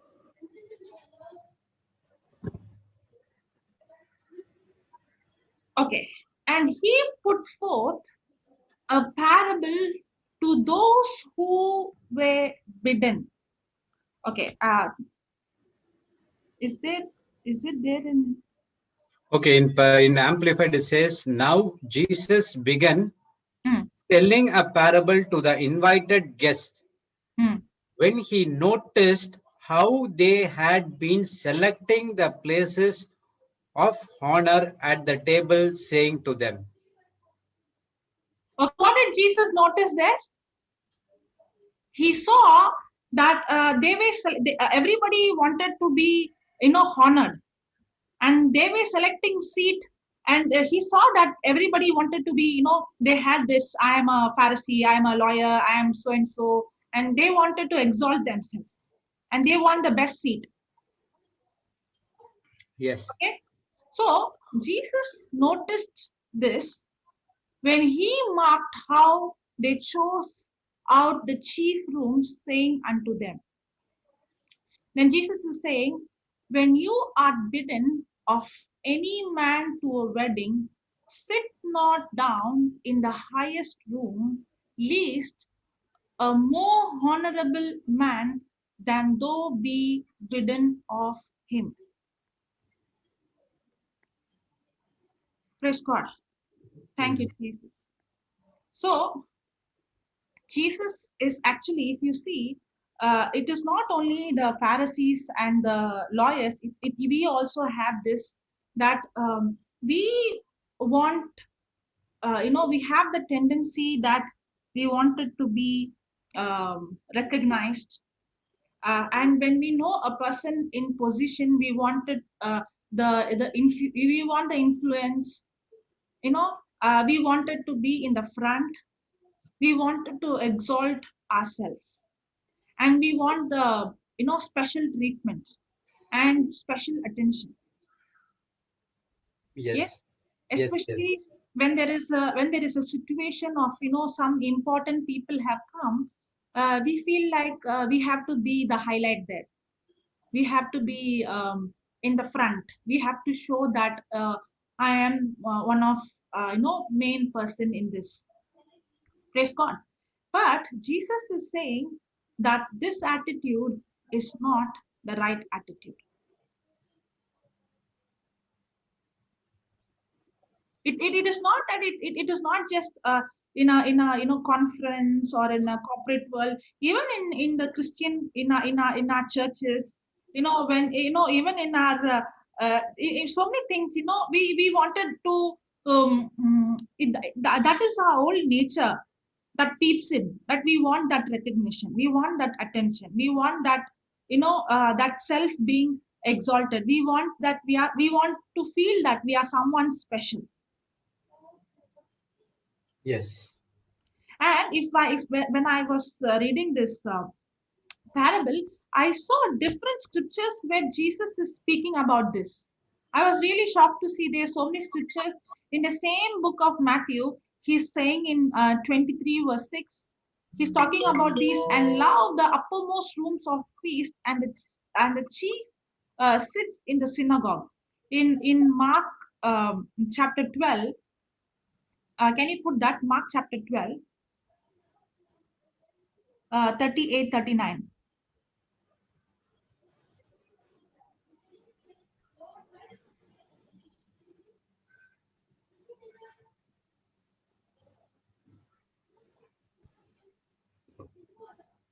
And Okay. he said unto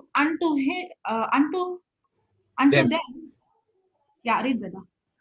And he said unto them in his doctrine, be aware of the scribes, which love to go in long clothing and love salutations in the marketplaces, and the chief seats in the synagogues, and the uppermost rooms at feasts. So when it says long clothing, means it is a kind of taking pride in the things that we have, taking pride in the house or the car. Or I'm not saying you're not supposed to have, but when we take pride and we want to show others, sometimes we are actually not uh, we are actually not we are who what we are how to say. Pride is a person either thinking about himself above or thinking himself low. It is not the actual self who we are. Yes. And many times we take loans and we take things, we borrow money to show the world who we are not actually. The Pharisees wanted to show that they are very special, but actually, the Bible says we all are sinners and we all deserve to be punished. But they wanted to project themselves outside who they are really not. And when we have the same character to show outside or to project outside who we are not really, it's pride. Because we are doing it to get attention, for us to be honored, for us to be exalted. Praise God. I saw a word in.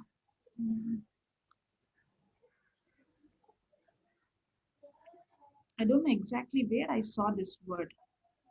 What word, sister? I saw it. A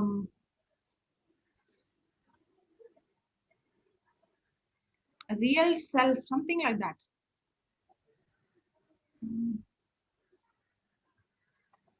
Okay. Praise God. Thank you, Jesus. So the same scripture, the same thing, what Jesus is saying, is actually repeated in many scriptures where Jesus is again and again and again warning those people who walk in pride. Okay, let's go to Proverbs 25, verse 6 and 7.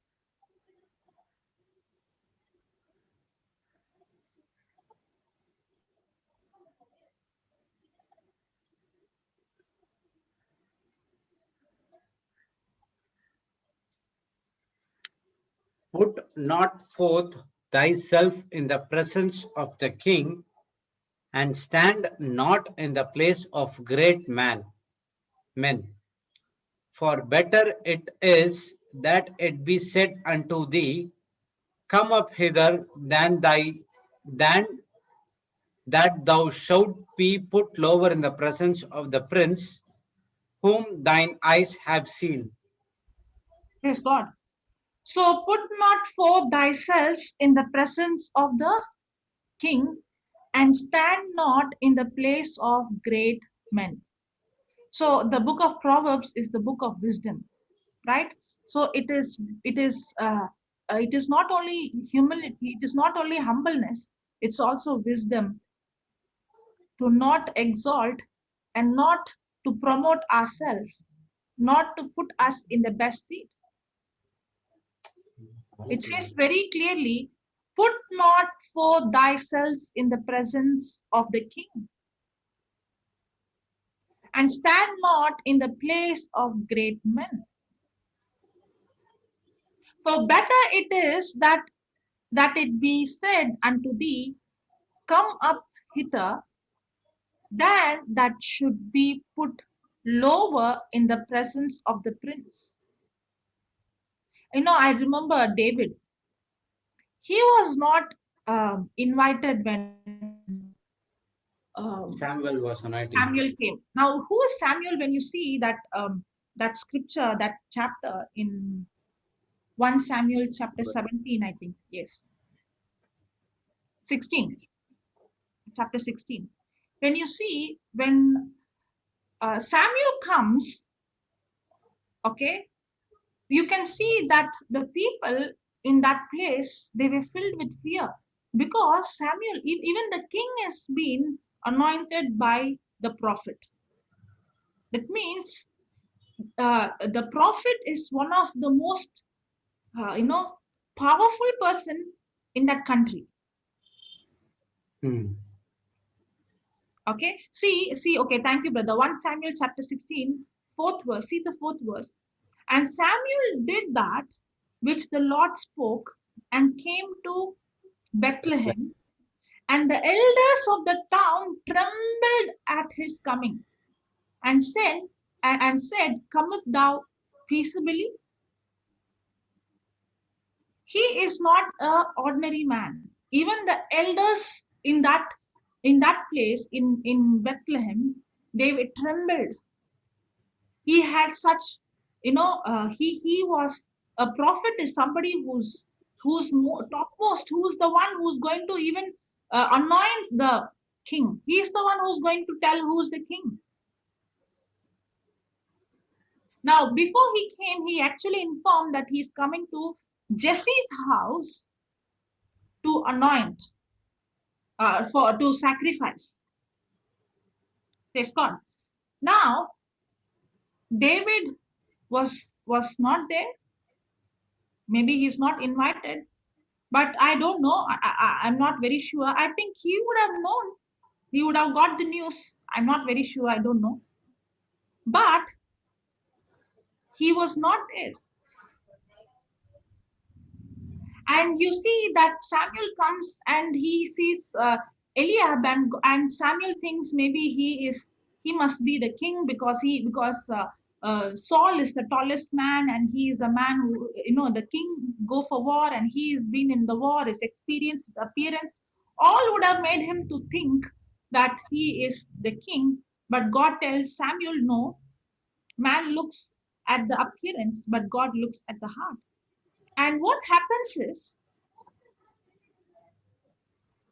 that Samuel, after everybody has been, everybody, he sees everyone, all the sons of Jesse, and God says everyone, no, no, no, and Samuel starts thinking, is there anybody else?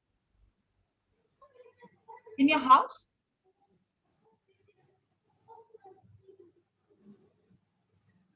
If you see, read the 10th verse, and again, Jesse made 7 of his sons to pass before Samuel. And Samuel said unto Jesse, the Lord has not chosen these. And Samuel said unto Jesse, are here all thy children? And he said, they remaineth yet the youngest, and behold, he keeps the sheep. And Samuel said unto Jesse, send and fetch him, for we will not sit down till he comes. See, he's saying something here. We will not sit down. Samuel ordered everyone that none of us are going to sit. None of us are going to sit until he comes here. And he sent and brought him in. Now he was ruddy and little of beautiful countenance and goodly to look. And the Lord said, arise and anoint, for this is he. Then Samuel took took the horn of oil and anointed him in the midst of his brothers. The very people who rejected him. But when we see the character of David, he was a humble man. He was actually, even when nobody saw, he was faithful with the a little sheep that was given to him. That's why he was able to fight against the lion and the bear. Even when nobody, he would have said, okay, it's only a sheep, let it go. Why should I go and risk my life? But he was faithful. He was humble. He did not put himself when the prophet came, and when the prince of, the prophet of the country came, he did not come and stand. He did not come and promote himself. But God exalts the humble. And that's why it says that Jesse said, nobody sits, for we will not sit down till he cometh here. And everybody is standing. And David, a little boy, who everybody saw, you little boy, whom everybody said, you shepherd boy, now God is honoring him, that everybody is standing, and he comes, and then Samuel anoints. And that's why the Bible says, God resists the proud, and he exalts the humble. And that's exactly God was speaking to the Pharisees and the lawyers. He said, you are trying to exalt, you are trying to promote yourself, you are trying to get, you want to exalt, and you want the best treatment, you want the best attention.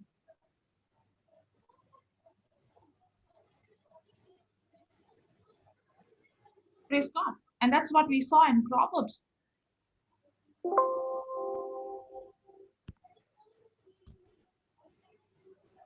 We saw in Proverbs 25. Can you put that again, brother?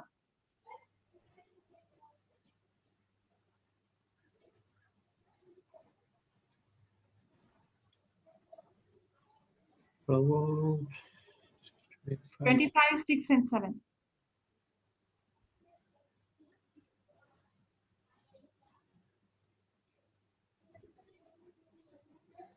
Put not forth thyself in the presence of the king, and stand not in the place of great men. For better is that is be said unto thee, come up here, than that thou should be put lower in the presence of the prince whom thine eyes have seen. Praise God. Thank you, Jesus. Okay, there was one more scripture in Proverbs 27:2.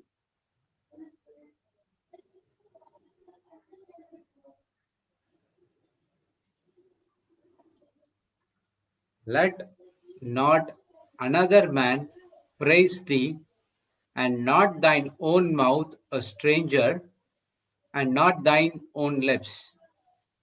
Praise God. So let Another man thee, praise thee, and not thine own mouth, and a stranger, and not thine own own. lips. Praise God. Yes, Papa. Praise God. Praise God. So pride will only get us into trouble. Yes. And pride is not what you said.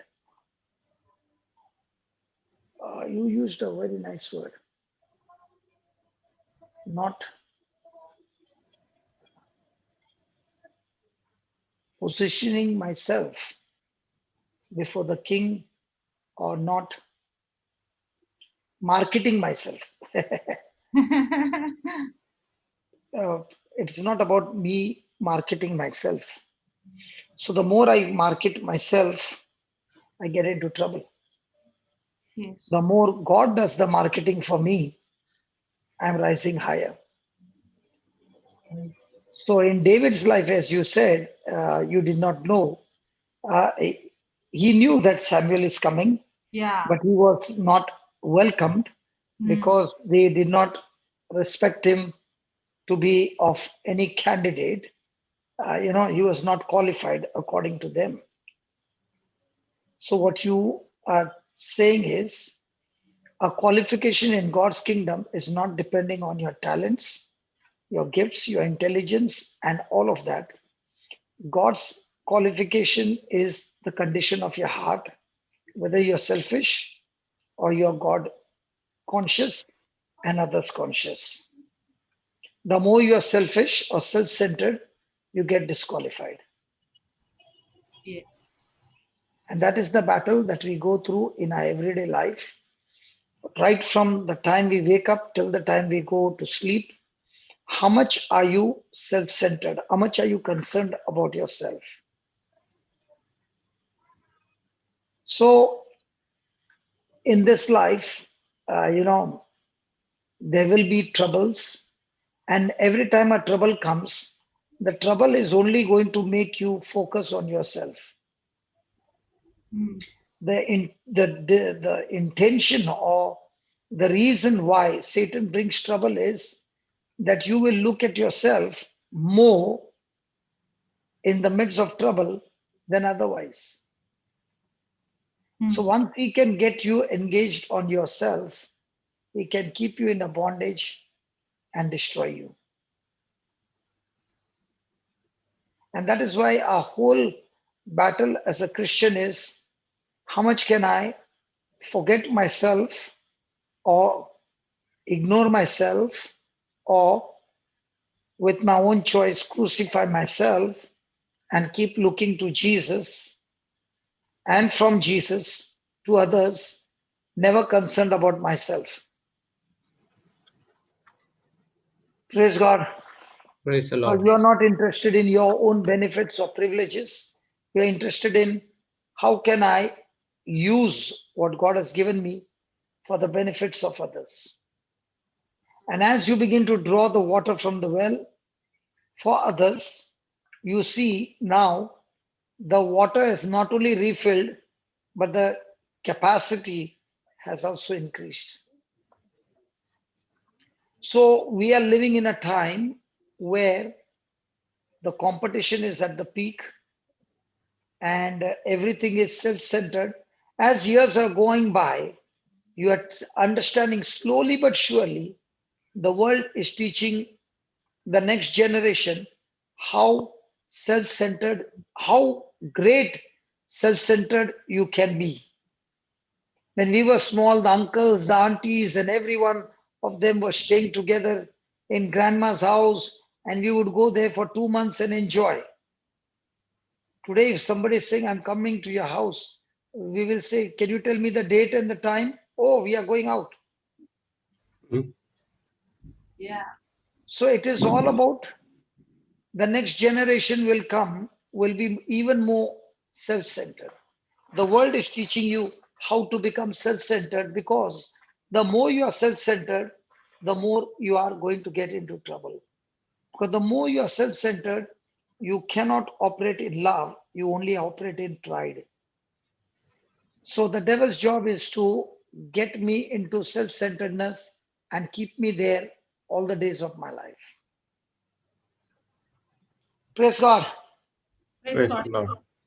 And that is what 2 Timothy 3:1 says. Put that 2 Timothy 3:1.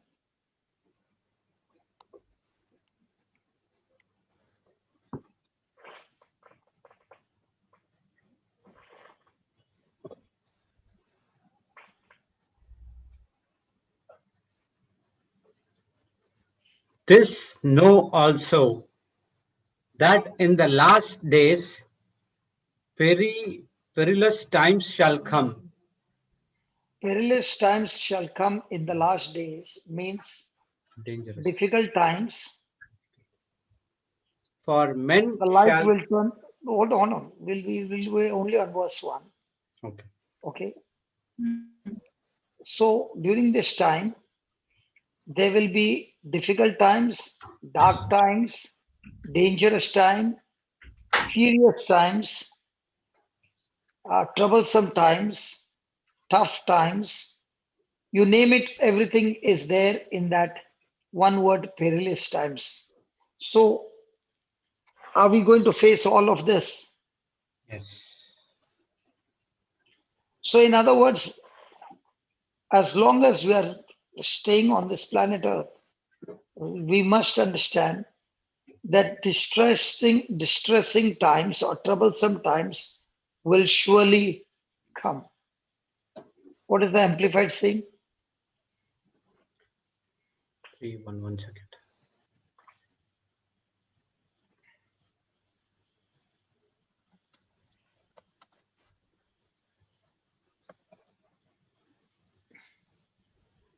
But understand this, that in the last days, dangerous times of great stress and trouble will come, difficult days that will be hard to bear.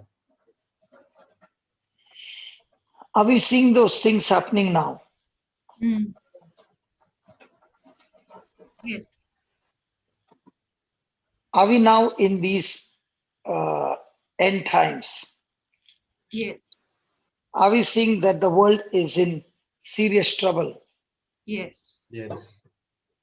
Now, how do I face these situations? Because Jesus already said that these things will surely come. It's nothing unusual because the Bible says that these things will come, that in the last days, people will become more self centered. Money will become the most central focus. And selflessness or the agape love, which is dying to self, will no longer be seen in this world. So the Lord is giving us an answer in John 17:16. John 17:16.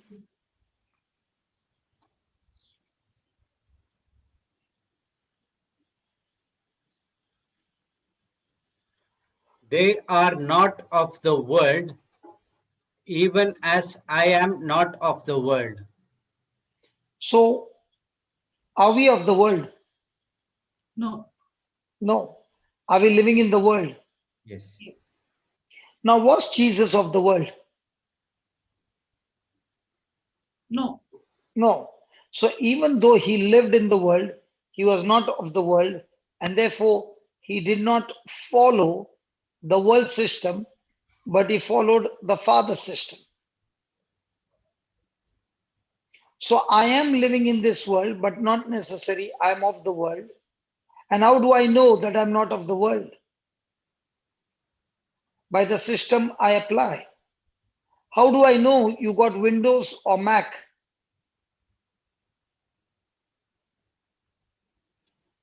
Jude, Bappa, how do I know whether you got Windows or Mac? by operating it. By operating it. The operating system tells me whether I'm on Windows Windows or or Mac. whether I'm on Mac. Mac. In the same way, the operating system with which I speak words according to the Bible, then I am living in this world, but not of this world. I'm living in the world, living in the kingdom of God. Praise God. Mm. Praise the Lord. So if I am living my lifestyle according to the world system, then I might call myself a Christian, just as I saw one day a rickshaw, and on the back of the rickshaw it was written Volvo, and I started to laugh. And when I started to laugh, the Lord said, "This is how you are. You call yourself a Christian, but your operating system is not at all Christian. It is all about the world." So I can have the rosary on the car, the pictures on the car, some stickers on the car, but my operating system need not be what the stickers and everything is saying. My system might be that of the world. So once I know that Jesus lived a life as man in this wicked world, but he was not of the world, and therefore he never operated on the world system. He operated by faith. So, how does a person operate in this world who is not of the world? He does not operate on facts, he operates on truths. He operates no longer on fear, he operates on faith. Praise God. So, the Praise real the Lord. challenge every day is, am I going to operate in faith or am I going to operate in fear? Yeah. Now, look at what the Bible says in Colossians chapter 1. And let's start with verse number 8. How is a person living on? Let's start with 9. Okay, For let's start. No, let's start with 8. who also declared unto us your love in the Spirit.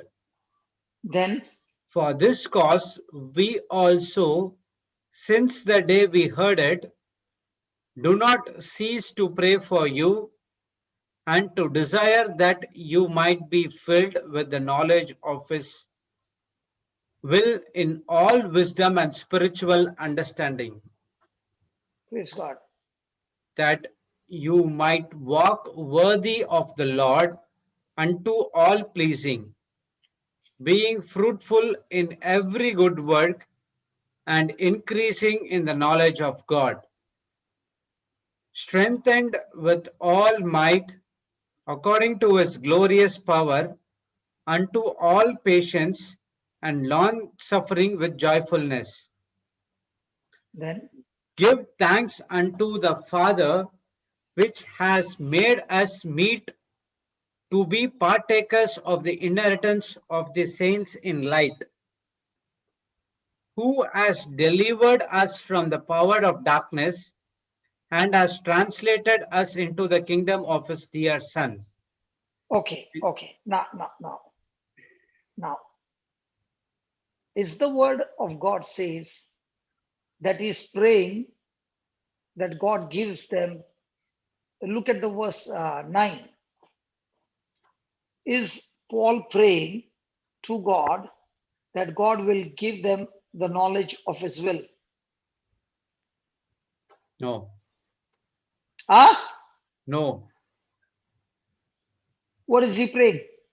He's saying that filled, be filled with the knowledge of his will. That God doesn't give them? It is already there. If it is already there, then God should give them, no? Why should give them? We have to receive it. So most of the time, what are we praying to God? Give me, give me, give me.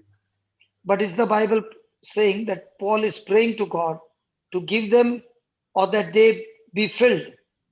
Be filled. So to be filled, do you need to go and take and feed yourself with whatever is already given? And spiritual understanding. Yes. So there are 12 things that he is praying for the people of Colossians. The first one is saying to be filled with the knowledge of His will. So most of the time, what are we praying for? Give us the knowledge of your will. Not only give the knowledge, but other times, what are we praying? Are we praying for knowledge or are we praying for some other things? For our own selfish desires. Not necessarily selfish desire, but also for every desire. Praise God. Now, is he praying for those desires or is he praying that they be filled with the knowledge of His will? We is praying that filled with the knowledge of His will. Second, to be filled with all wisdom. Third, to have what? Spiritual understanding. Understanding. Fourth, to walk Papa, worthy go of the slow. Lord. Fifth, Spiritual. Papa, he wants you to go slow. oh, you are writing. It's all there. Spiritual First one, understanding. just copy and paste from the scripture. All the script, copy and paste from verse number 8, from verse number 9 to 12, 13. Okay. And then put it in there and just break those verses now. Okay. First one, to be filled with the knowledge of His will. First one. Second one, to be filled with all wisdom. Third one, to have spiritual understanding. Fourth one, to walk worthy of the Lord. Fifth one, to walk pleasing to the Lord. How do you walk pleasing to the Lord?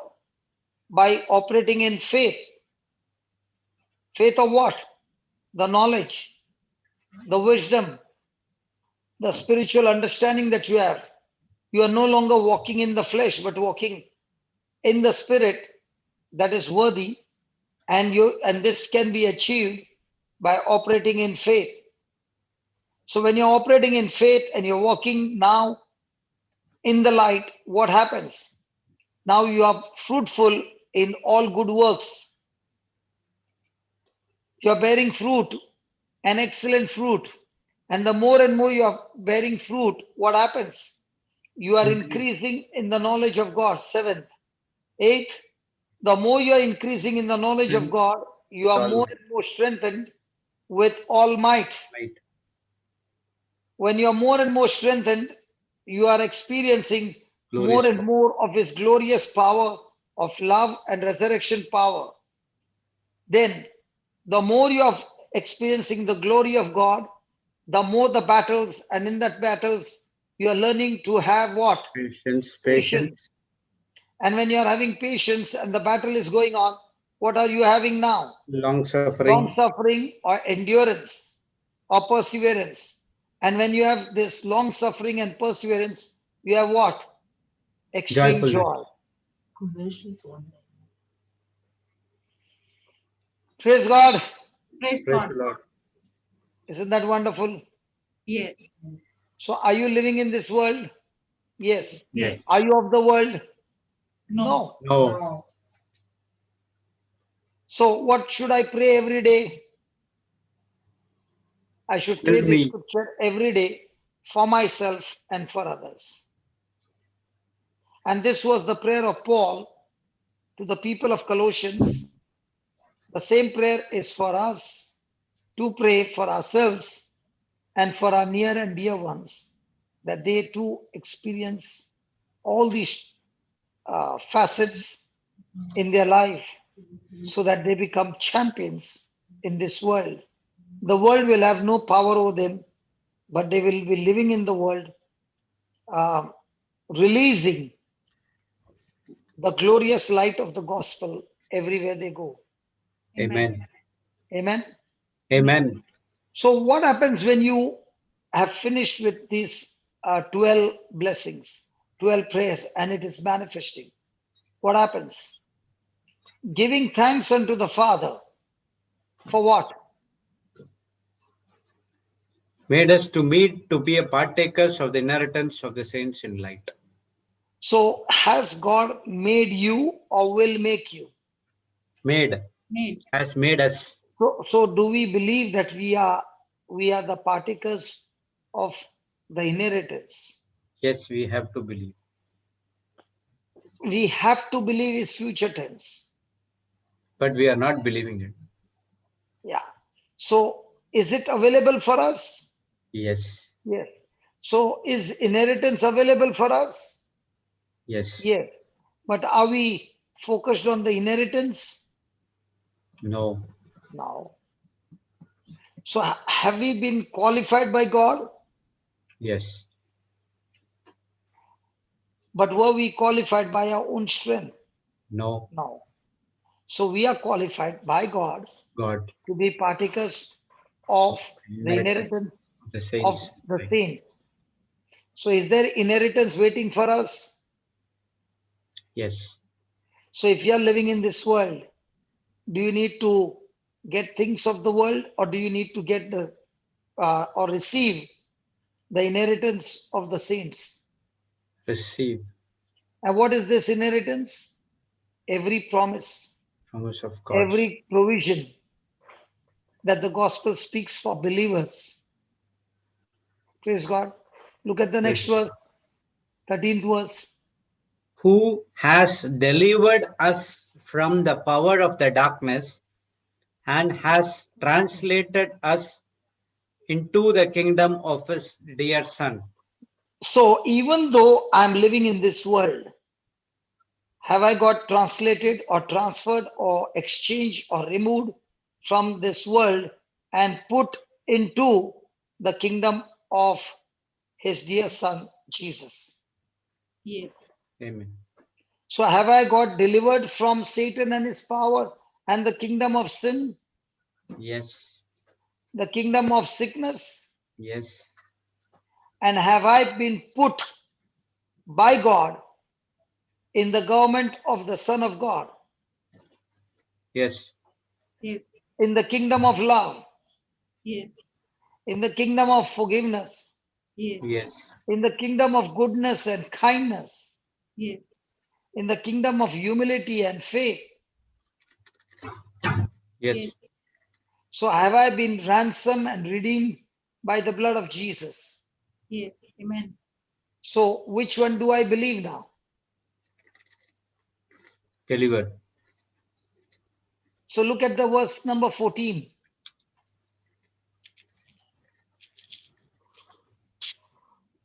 In whom we have redemption through his blood, even the forgiveness of sins. Wow. Praise God. So do we have redemption? Yes. Through his blood. The word redemption means I was illegally kidnapped and taken into slavery of sin.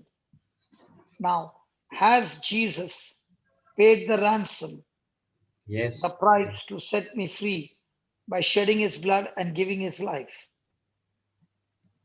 Yes. So, am I supposed to give thanks to the Father? Yes. Yes. Praise God. Praise the Lord. Thank you, Jesus. Thank Thank you. you, Jesus. So according to the word of God, am I transferred or carried away, just like Joseph was carried away from his father's house and taken into slavery into Egypt? In the same way, I have been carried out of Egypt, a place of Satan's kingdom of darkness, where I was a slave, and now I'm carried away out of that slavery into the kingdom of Jesus, where there is agape love. So I'm removed from one place and planted in another place. Okay. I'm delivered from the From that kingdom of power of darkness, darkness, and I've been drawn translated unto the kingdom. God the Father Himself, who is having control and dominion over the kingdom of darkness. And now I can boldly and confidently say, I belong to the kingdom of Son, Jesus, the kingdom of love. So the proof is that I've been rescued from the kingdom of darkness and I've been transferred into the kingdom of His dear Son, who has purchased my freedom. Amen. Amen. And has forgiven me of all my sins.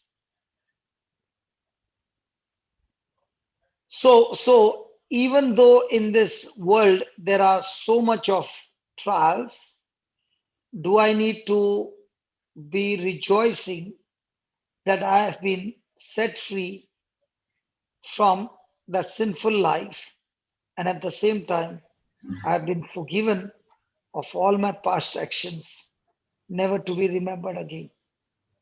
Amen. So what am I going to do now? My job now is how quickly can I adjust my words with his words, my thoughts with his thoughts, my actions With this with action. his actions, which is of the kingdom in which I've been translated, in which I've been planted, or even though God has finished it for me on the cross, I still continue to live in the dark because of my ignorance or because of my ego and pride that I don't want to follow Jesus. Amen. Praise God. So, do we need to adjust ourselves? Yes. Yes. Do we need to believe that I'm already translated or that one day I will be translated? Already translated. So, how many of us believe that I'm already living in the kingdom of God?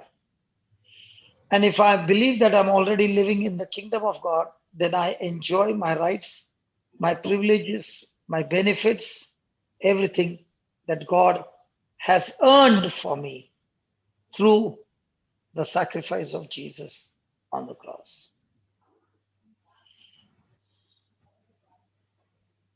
Praise God. So, is it going to take a constant renewing of the mind, Yes. a constant believing in reality that I am in the kingdom of God? And in the kingdom of God, I am enjoying the rights and privileges of faith through the love of God. So now that I'm in the kingdom of God, the question is, am I operating in the system of the world or above the system of the world? Above the system of the world. The system of the world is far inferior compared to the system of the world, which is unlimited, far, far, far superior than the kingdom of darkness. Yes.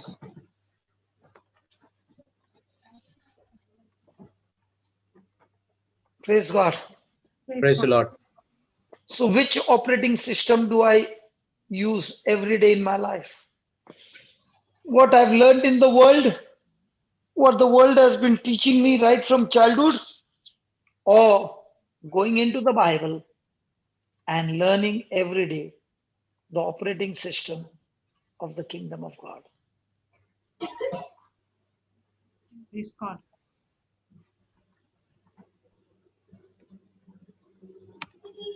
So, most of the time, what are the people telling you From the world. of the world? What is that? You can't do this. You can't get away with this. You can't get healed. You can't get a job. You can't get an increment. You can't come out of this problem. The world is going to say every time, you can't. And that's how the kingdom of darkness works. So it is always going to say what the kingdom of God or what the kingdom of this world can't do. And we are so used to it that we end up believing it. And because we are believing it, we are walking in it. Praise God. Praise the Lord. Praise God. Am I stretching myself? Yes. Yes. In the same way, do I need to stretch myself in the kingdom of God? Yes. How much should I stretch myself? No limit. No limit. So my stretching is based on God's promises or my own stretching. My My own own stretching. stretching. So every time the world says you can't, what are you saying? I can do all things through Christ. Christ strengthens me. Strengthens me. Now, why are you saying that? That's how the kingdom of God operates. So I can say the scripture, I can do all things. But what happens when I'm discontented? I But can not do all things when I'm contented. Content. But when I'm discontented, I'm full of bitterness and offense. I cannot operate in love anymore. I'm in extreme bitterness. Praise God. praise the Lord. Thank you, Jesus. Thank you, Thank you. Jesus. So I can do it and I can be used specifically to cut through anything and I can get anything I want in spite of what is going on in the world system. Hallelujah. Hallelujah. Thank you, Jesus. What happened, Baba? Hello? Yeah, Papa. No, no, Went all good? All successful? No, all the tools and everything was used correctly. No error. Went smooth. Praise God. My brothers had today a meeting and we pray for my brothers. Hallelujah. So they had a very big meeting and we had prayed and we had said, Lord, we don't belong to the world system. We are belonging to the heaven system. And based on the heaven system, as they began to operate, they both came out of the meeting and said, fantastic. Praise God. So this is the beginning and more to go. And we all bless you in the name of Jesus. Amen. That's why we live in this world, but we don't operate according to the world system.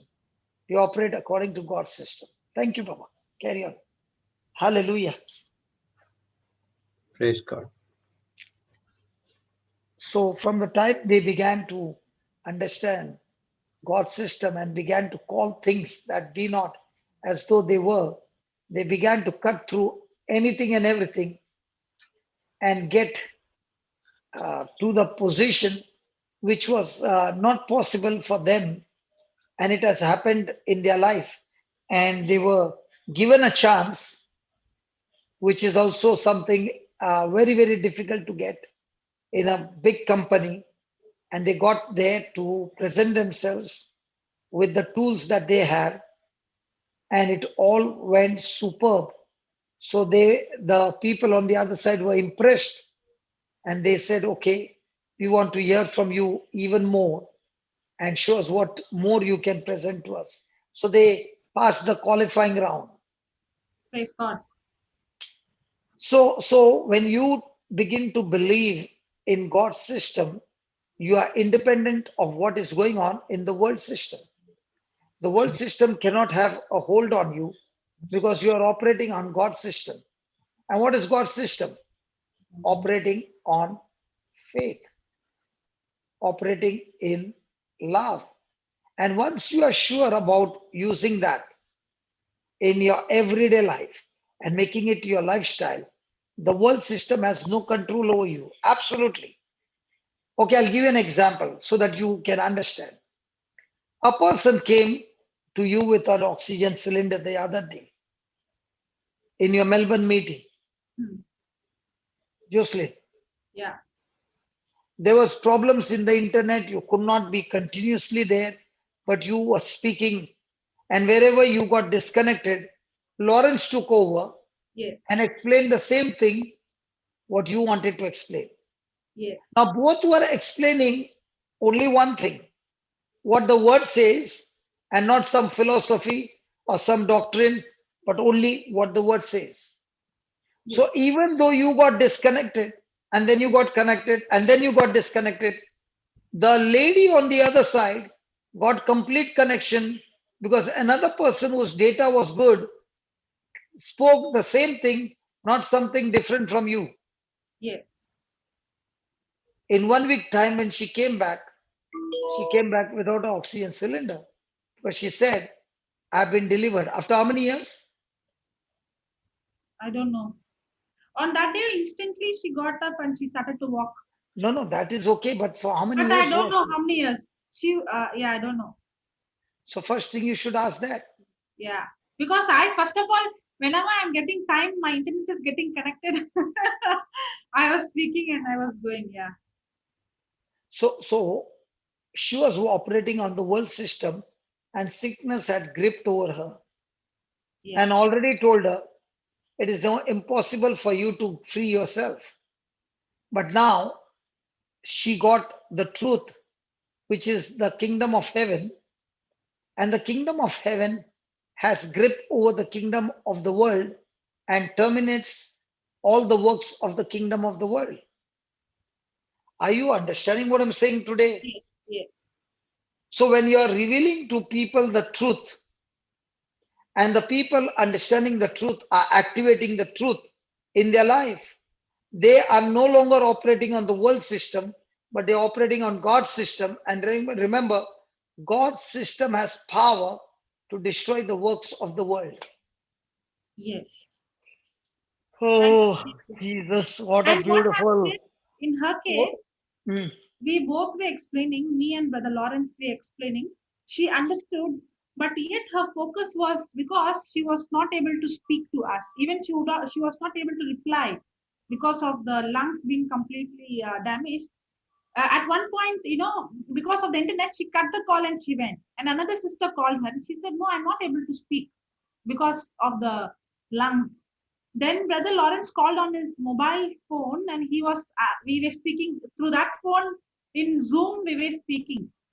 So at one point, when she was not able to speak and respond, all that we did is we told her to close her eyes and started to speak Psalms 22 and Isaiah 52 and 53. We started to describe about Jesus. And that's the time she was able to change, even though we were teaching, the moment she started to change her focus from her sickness to Jesus, that's the time she instantly got healed and she started to not only speak, she started to walk. So it was not necessary whether you spoke or Lawrence spoke. Yeah. It was all about the stuff that was spoke Yes. that you could understand Yes. and shift her from the kingdom of darkness Exactly. into the kingdom of light by helping her to renew her thinking. Yeah. Can you see that? Yes. It's not the matter of the pizza box. The pizza is the matter. Okay, so the kingdom principle is operate above the system of the world. And to operate above the system of the world, 1 Peter 2:9 speaks about that. 1 Peter 2:9.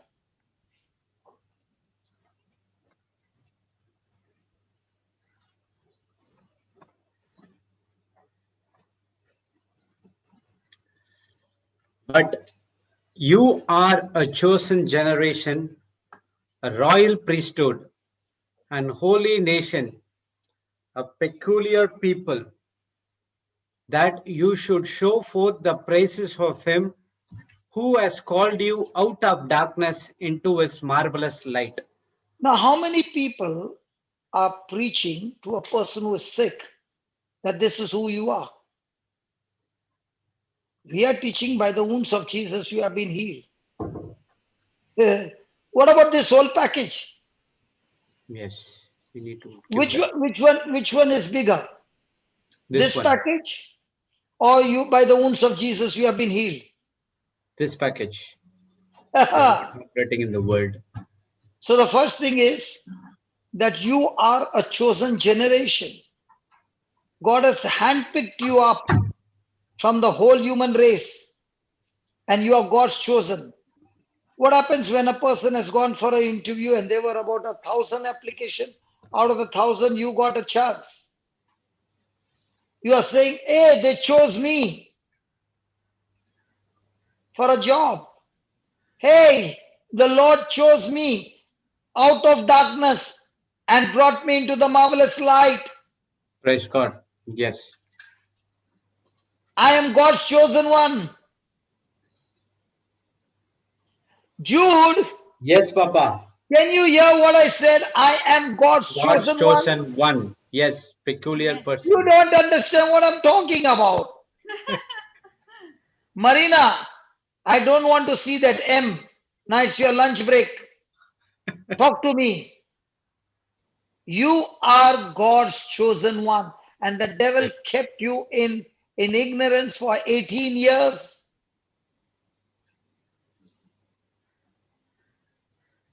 So, how do you fight against the kingdom of darkness? Marina, it's not lunch break in India. She comes by only by 1:30, 1:40. So, Yeah, it's it's one 1:30 already. I know that. It's 1:20, It's 1:20, 25. 1:25. 1:25. Yeah, 1:30, close to Once she 1:30. comes, she will come and reply. She'll say, I heard you. Okay, might be driving the car. Okay. Yeah. So, are you a chosen generation? Right? Yes. Has Yes. God made you? Has God made you a royal Royal. priesthood? Yes. Yes. So, are you royal priesthood by a certificate, or are you royal priesthood by the written word of God? Written word of God. So, is it by your doing or God's doing? God's doing. Are you a holy nation? Yes. So, do you call yourself a holy nation? Yes. Yes. And when you're calling yourself a holy nation, what were you thinking this morning?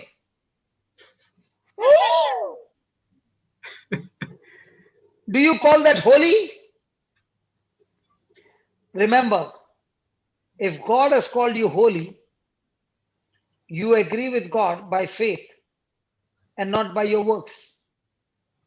And when Amen. you agree by faith that you are holy according to the word of God, and you are speaking to yourself, by the grace of God, I'm a holy nation.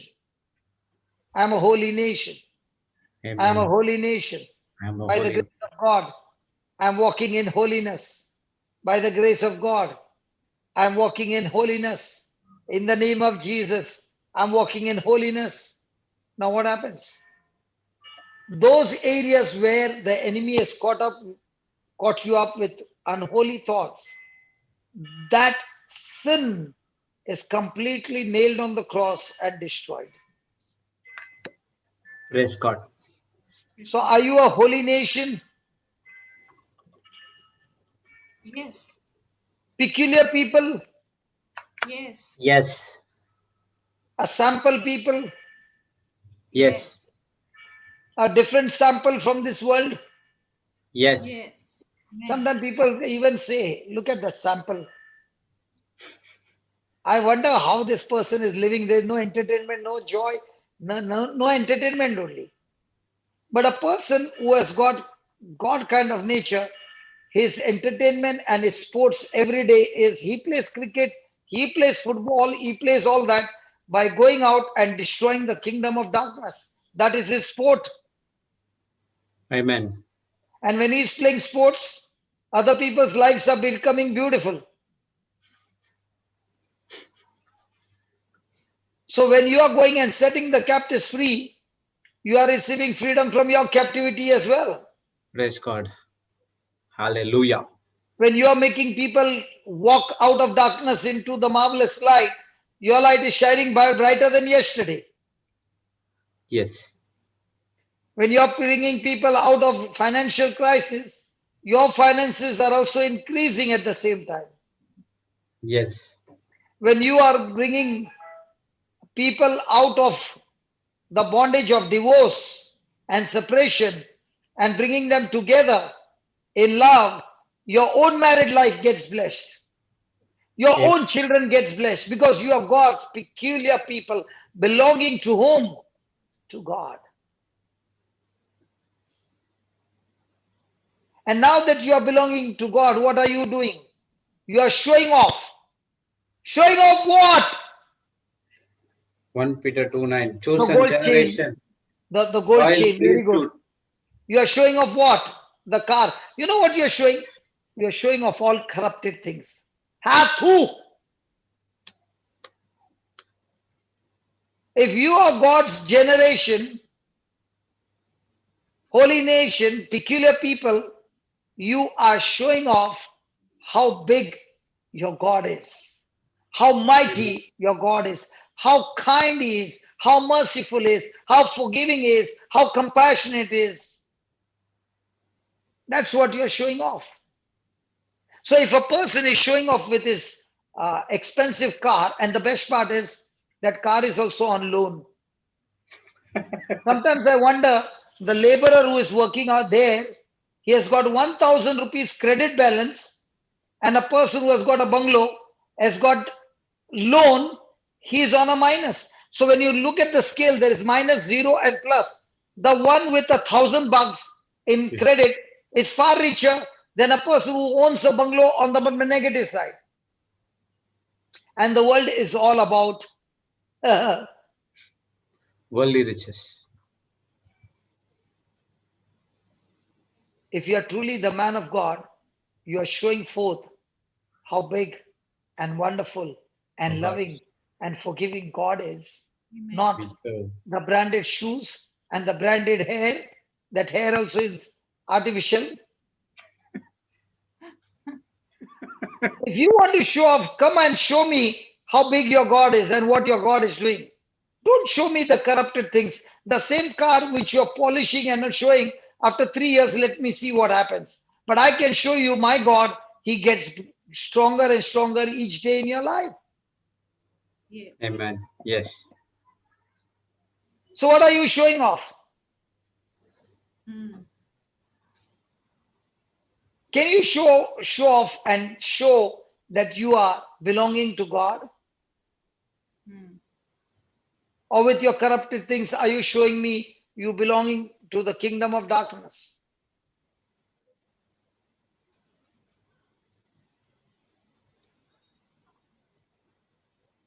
So, what am I showing off every day?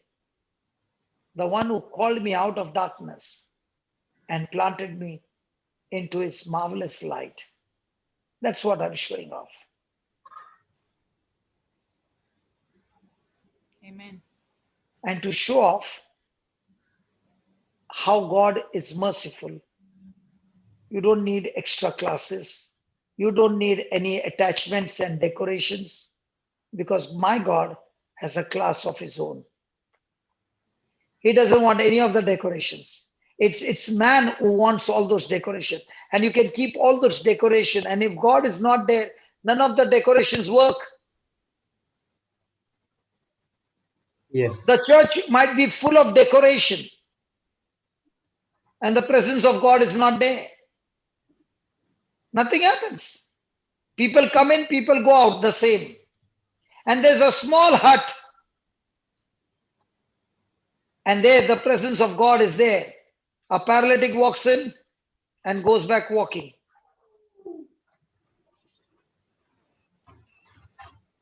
That's why the world looks at all the decoration. The person from the kingdom of God is not interested in the decoration. He is interested in the manifestation of God's glory. The Holy Spirit on the job. I said the Holy Spirit on the job. Amen. I said the Holy Spirit Amen. on the job. Amen. Amen. Amen. Praise God.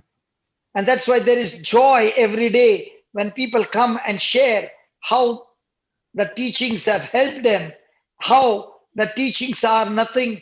The teachings themselves is the Word of God, and the Word of God is God Himself.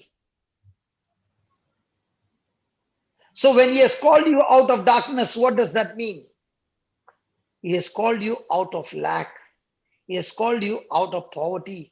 He has called you out of shortage. He has called you out of curses. He has called you out of sickness, Every evil things. every evil things. Amen. Praise God. And that is why we can boldly declare that I'm redeemed from every curse of the law. Hey, what about ancestor curse? I'm delivered from there too. Praise God. Now tell me, is it a whole package? Yes. But how many of us are using this? We are only using one segment. By the wounds of Jesus, I am healed. Okay, you are healed. But are you sure you are in the kingdom? What's next? But God said He will never leave me nor forsake me. Yes, He said, and He won't do that. But have you left God? When God is with me, who can be against me? Yes, God is with you, but are you with God? Hmm. That's the question. Give me Psalm 9, verse 9.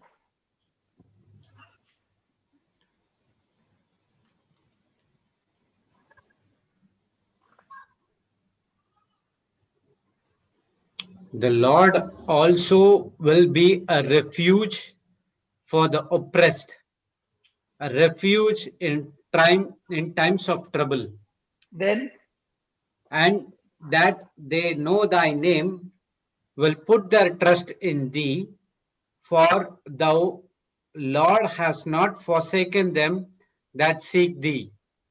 so who is your refuge? The Lord. Lord.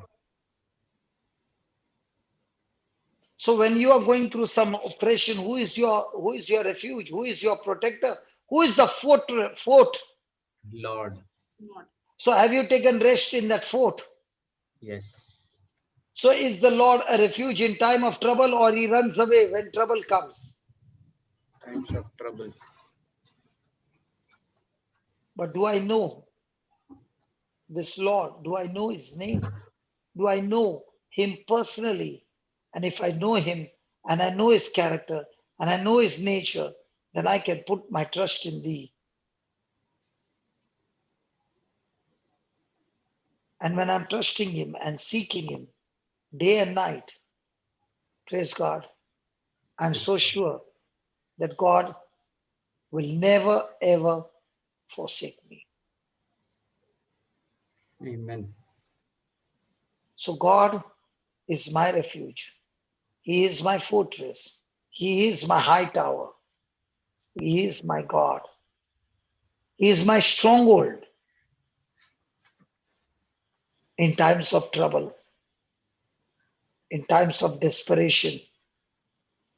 And because I know Him, I know His name. And how do I know Him? I know Him through my experience. How do you know? What have you experienced? His mercy. What mercy? He has been so kind and merciful to me that He did not deal with me according to my sin. Because according to the law of Deuteronomy 28, I should have been completely wiped out and already in hell. But He cancelled all that for me through the sacrifice of His Son. So now I'm leaning on Him. I'm putting my confidence on Him. I'm trusting in Him, not based on the outcome in my favor or not in my favor. I put my trust in Him, not based on the outcome, but based on His love. I know and I know He who did not spare His Son but gave Him for me, will He not along with Him give me everything? Yes. So I know and I know that God will never ever forsake me. Amen. And when I seek Him and search Him and research Him, praise God, I will find Him. Lord. When I found Him in the written word, I found Him in the Spirit, because the written word Himself is God. So when I take the authority of God's word, I'm no longer double minded. I'm no longer wavering. I'm stuck to the Lord. And that is what keeps me going in my everyday life. Justin, you can continue from here. I'll be back. Praise God. Thank you, Jesus. Can you hear me? I can't hear you, brother. We can hear you. I was not talking. Okay. I saw your mouth moving, so I was wondering. Praise God. Thank you, Jesus. So, so we put our trust in His love and in His word. Praise God. Okay.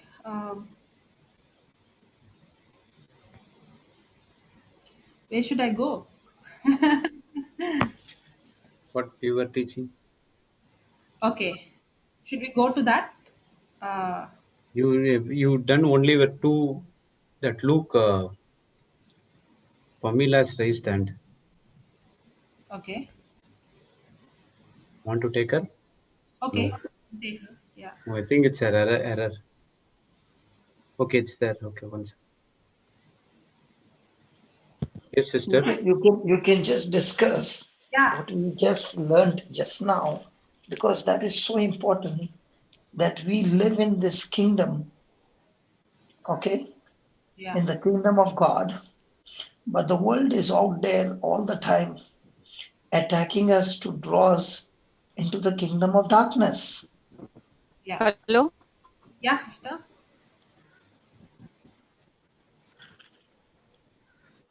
Yes, Hello?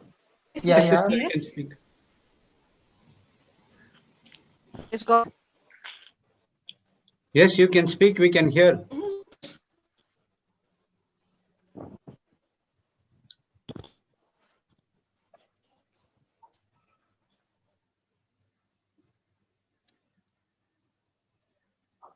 Sister Pamila.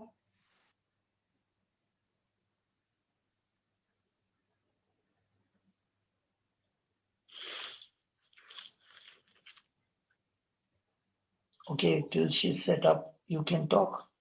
Hello? Praise God. Yes, sister. Can I, Your voice is breaking.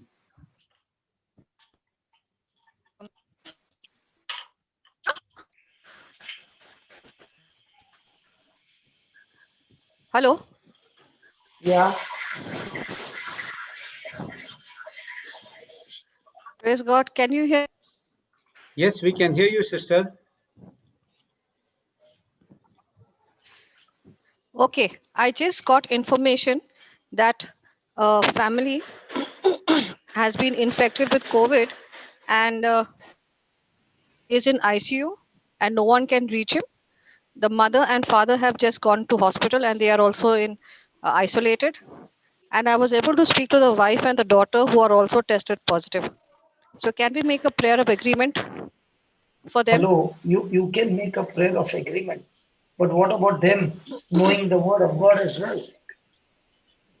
That is why Yes, I know. we want to panic when something strikes.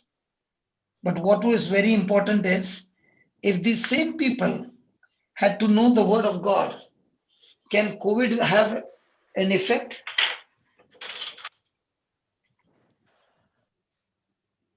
Asking you. We are going to pray. I'm not pointing finger to anybody, but I'm asking if I have the recipe, will I panic to cook food?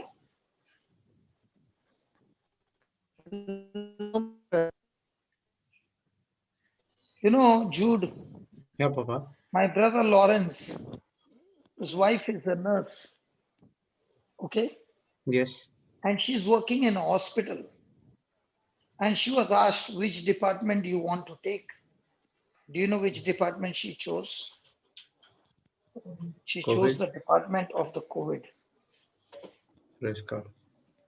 And when she chose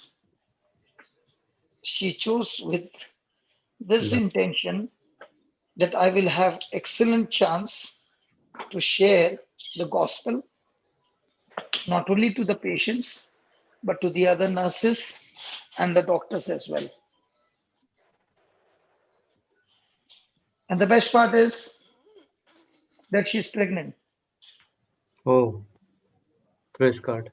Now, what will give her that confidence? Word What of will God. give the confidence, or who will give her the confidence? Who? Who? The word will give And us that, the and that is why it is not the prayer. That's why I should tell people again and again. The Bible says your faith has healed you.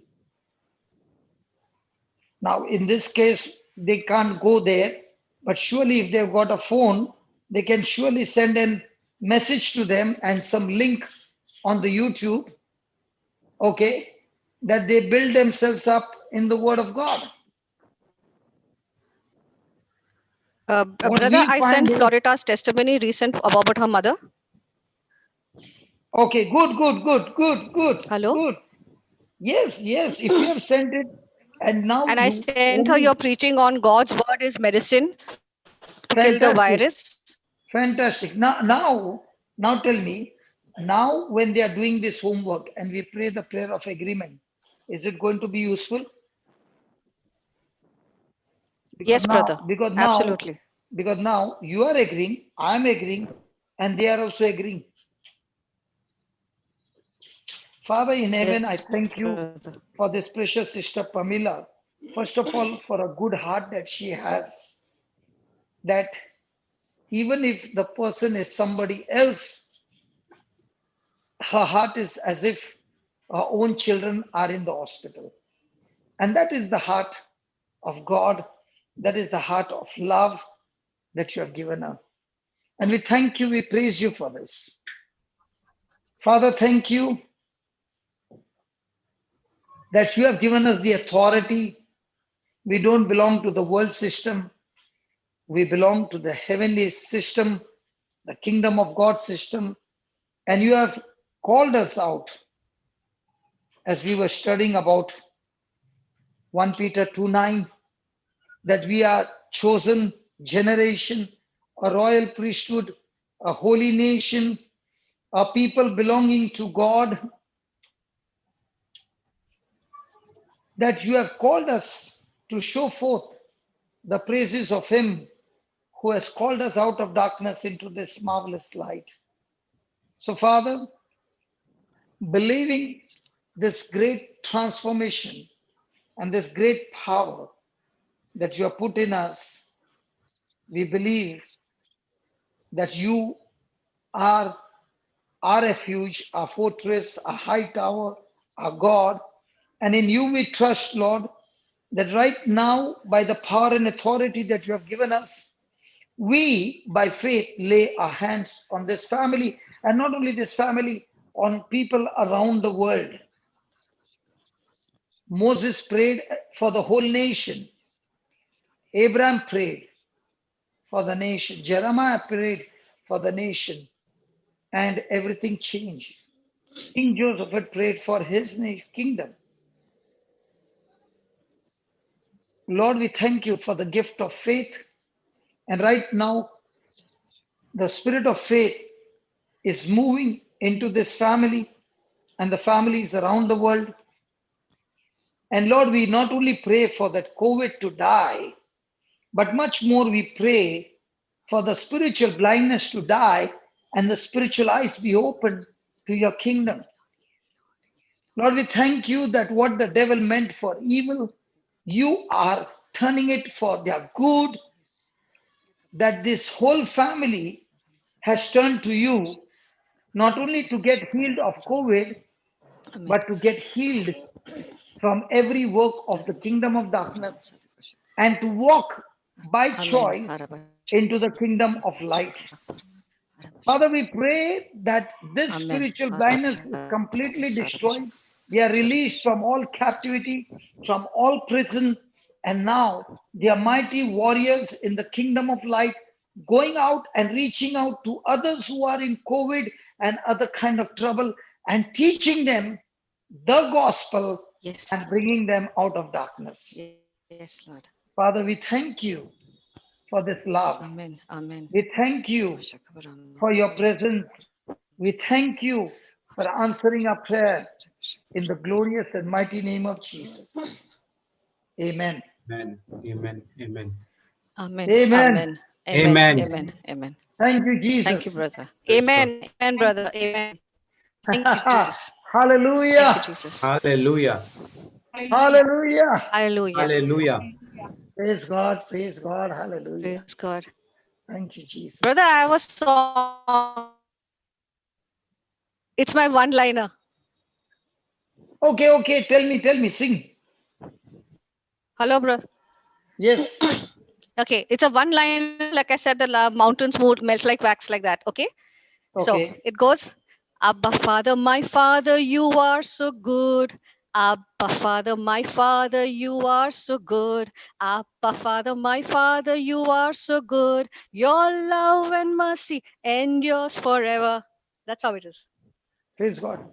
Now, when you said your Praise love God. and mercy endures forever, when you're saying mercy endures Yes. forever for every wrong thing that we deserve punishment, now you're saying your mercy endures forever.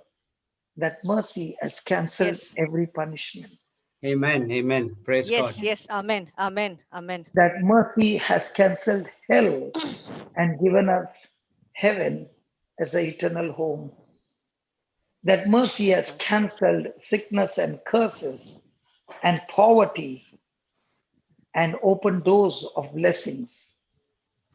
And that's why, Abba Father, we love you. We love you Yes. that even before we could do anything good, your goodness has overshadowed us and is overflowing in us. And with Yes. the love Amen. that we Amen. have experienced from you, Yes. Lord, we just want to say we love you. Praise God. Yes. Thank you, Praise Jesus. God. Praise God. Praise Thank God, you, brother. Jesus. Praise God. And that is Thank why, you. Thank you, Jesus. thank you. And that's why we want to share that we no longer live under the dominion, rule, under the control or influence of whatever is happening in this world, the economy and the world system that we are going through at this very moment. And that is the truth. The world system doesn't control us because we can exercise our faith and change physical situations in our life by using the spiritual law. We are empowered to do that. So we are the ones who are in authority and we are not subject to the times that we live in. We are not subject to the curse, but we are subject to the blessings, the empowerment by God to live a victorious life. And that's what God said in Genesis 1:28. Then God blessed them and said, come on, read that. Genesis 1:28.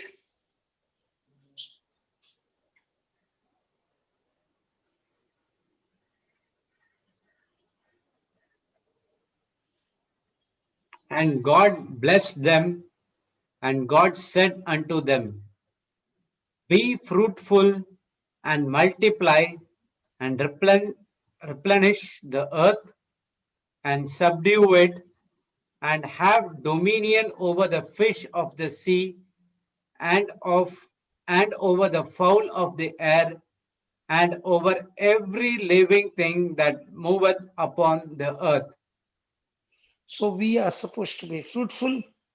So in the name of Jesus, I call everyone who are listening to the word right now, the anointing of the word of God, on the anointing of the word of God. I speak to you, my brother. I speak to you, my sister. God has blessed you and he has called you and chosen you to be fruitful, to multiply, fill the earth and subdue it, and have dominion over all creation. Not dominion over people, but dominion over all created beings. Amen. Amen. Amen. Amen. Amen. So we Amen. are called and chosen to be subject to and to be governed by another system, not the world system, another economy, not the world economy, but we are called to be subject to the kingdom of God. Hallelujah. Hallelujah. Hallelujah. So whatever is happening in the world, the virus is supposed to be subject to us. Hello? Yes. The virus is Yes. supposed to Amen. be subject to us. When I was saying the husband and the wife both had this virus, and please don't do what I did. I began to drink what they were drinking, what they sipped. I sipped, and I said, this virus, when it touches my lips, is dead instantly. Amen. And I did it for more than 25 days, every day. Praise God. Please don't do it, because that's my faith. That's my battle. That's my fight to believe and trust in God's word. So we are subject to the authority of God's word.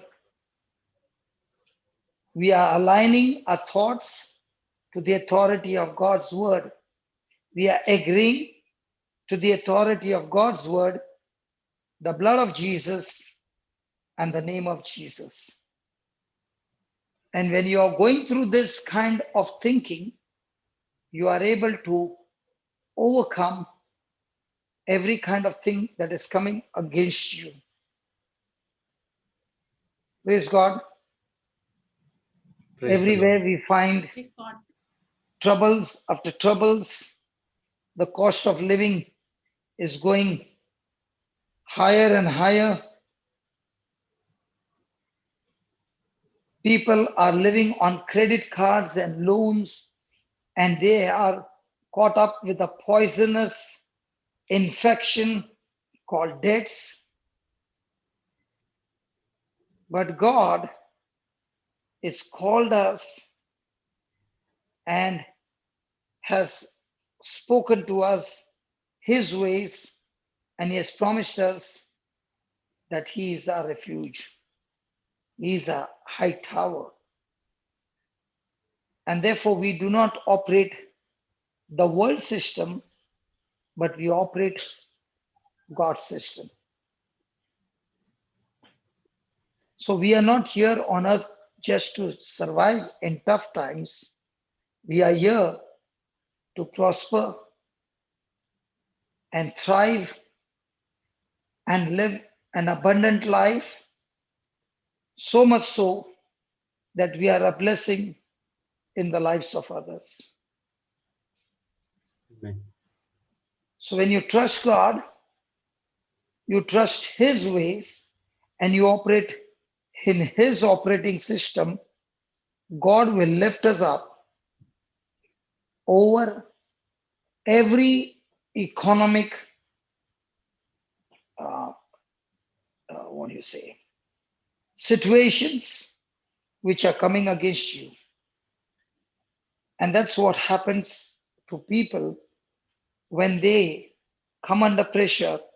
Instead of looking to Jesus, they are looking to the bank. They are looking to the employers. They are looking to the people who have, and they stop looking to Jesus. Why do you think they are looking there? So that they can get some loan, so that they can borrow money.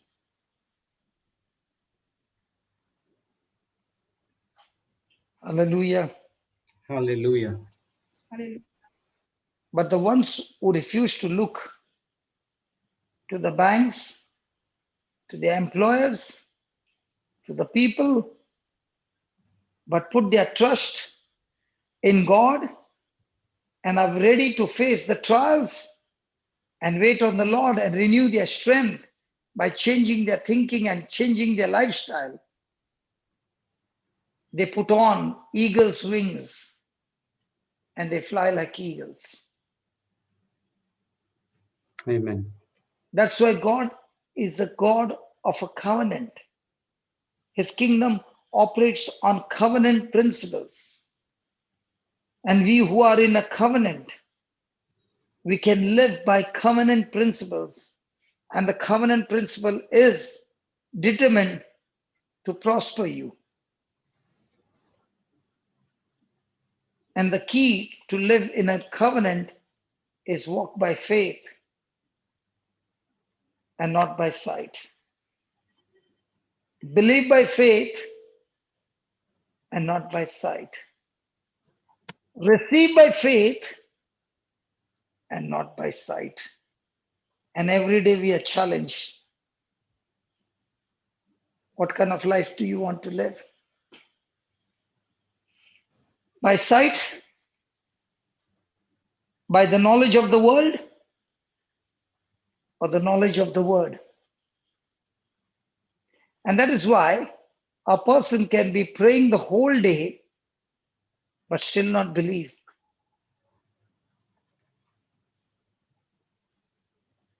I always say, faith makes your prayer work. Prayer does not make your faith work, because faith are of two kinds. One is the human faith that operates on world system, on natural faith, and the other one is the Bible faith that works on the system of the kingdom of God. And unless you know and you know and you know and practice the Bible faith, you don't see supernatural things happening. So the challenge is, how much can I educate myself out of ignorance and educate myself with the word of God? How quickly can I do that? And how quickly can I apply it in my life and make it my lifestyle every day? That's going to determine my future. Because in the kingdom of God, the system is, I can call those things that God has declared in His word, which is invisible, but existing in the spiritual world. Just as I can't see the Wi-Fi signal right now, I can't see anything streaming from my mobile. I can't see it with my eyes. But it is happening. I can't see the Wi-Fi signal, but I can see on the instrument the signal strength is saying full. In the same way, I can see the written word of God, but when I open my mouth and I speak that written word of God mixed with my believing and my confidence, I can't see it working in the spiritual realm, but I know the system works, and therefore I can call things from the invisible to the visible, and that authority has been given to me by the Lord. Amen. Amen to it. Amen. Oh, yes, amen. A big amen, man. Amen. Amen. Amen. Praise God. Amen.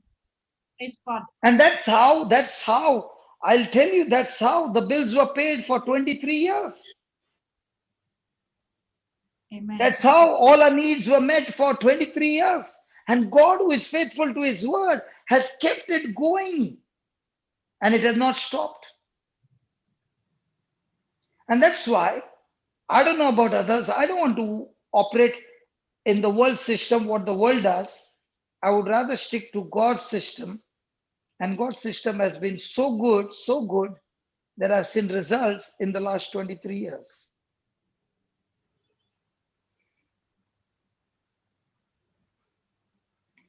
Hallelujah. Hallelujah. So the challenge is, even though I am a royal priesthood, a holy nation, a chosen generation, a peculiar people, different from this world, living in the world, I've been called out of darkness into the kingdom of God, into the kingdom of light. In spite of all that God has done, the question still remains, whose system am I going to operate in?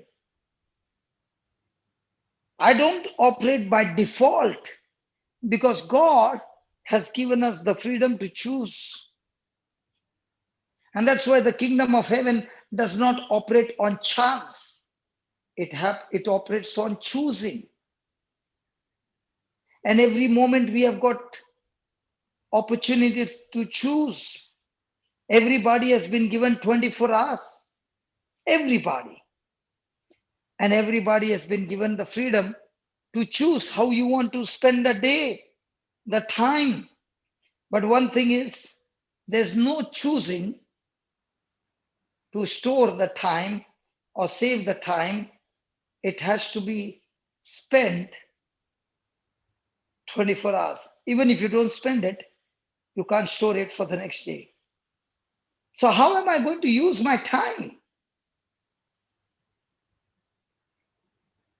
To establish myself in the kingdom of God by spending more time in educating myself, the world system or the God system.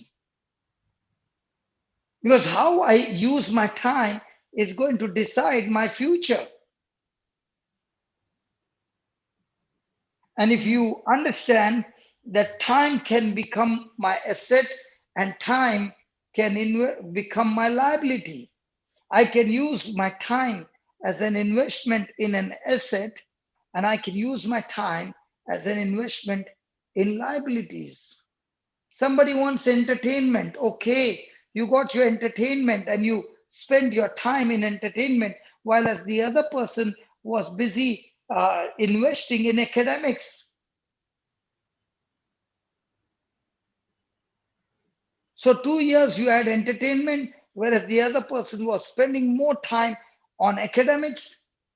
And after 2 years, the person upgraded himself from the university to post graduation, and this person was having entertainment. Now both of them are searching for jobs, but now the person finds out that the person who was studying in the same university has now become his boss and earning a high scale, whereas I'm still working on a low scale. What was the difference? The difference was the investment. The difference was the knowledge. The difference was the ability to solve the problem.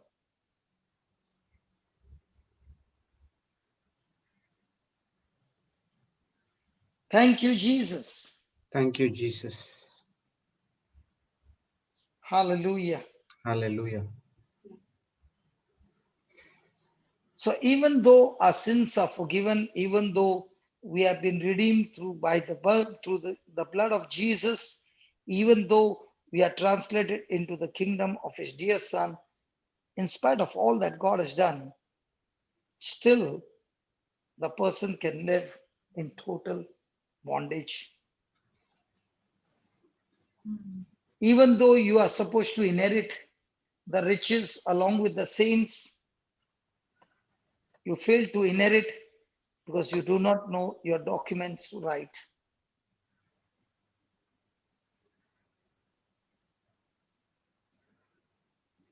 God who loves us is our Father, and He wants His children to experience the fullness of His glory. And not when you get on to heaven, but He wants you to enjoy this glory right here on earth. Heaven on earth.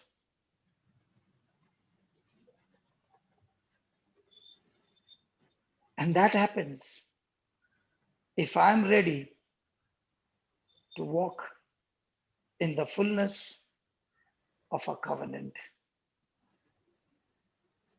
Praise God. A covenant that says that He has redeemed us, He has ransomed us, He has given us the freedom, and now we can exercise our faith. Satan has no power over us, he is no longer having ownership over us. And the more and more you walk in faith, you see Satan backing off because Satan cannot stand faith. Yes. Satan can only get nourishment, or Satan can prosper where there is fear. And fear is the lie of the devil. Faith is the truth of God. But you and I are given the choice to choose. So when you choose faith, you are no longer living under the dominion rule. You are no longer under control of Satan. You are no longer influenced. You are no longer moving in the direction the world system is going. You are going in the opposite direction. You are the person who is swimming against the current. Wow. Amen. And that's why Jesus said to enter the kingdom of God is a narrow gate. The violent take the kingdom of God by force. I said, the violent take the kingdom of God by force. Amen. Yes. Are you violent in your faith?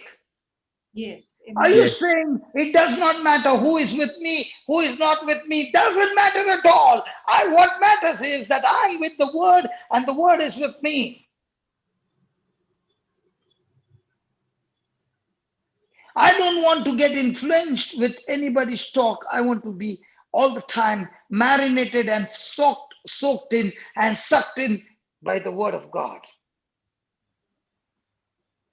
Amen. Praise God. Yes. We are now subject to, and we are now governed by another economy and another system called the kingdom of God. So we are subject to God's authority. And authority of what? Authority of God's word. Praise God. Praise the Lord. We are subject to the blood of Jesus. We are subject to the name of Jesus. And that is why we prosper. And that's why the Bible says in 3 John verse 2 that, beloved, I pray thee that all things may go well with you and that you be in good health, even as your soul prospers. And that's the key. Even as your thinking is prospering, even as your believing is prospering. And my thinking, my believing, my receiving is all about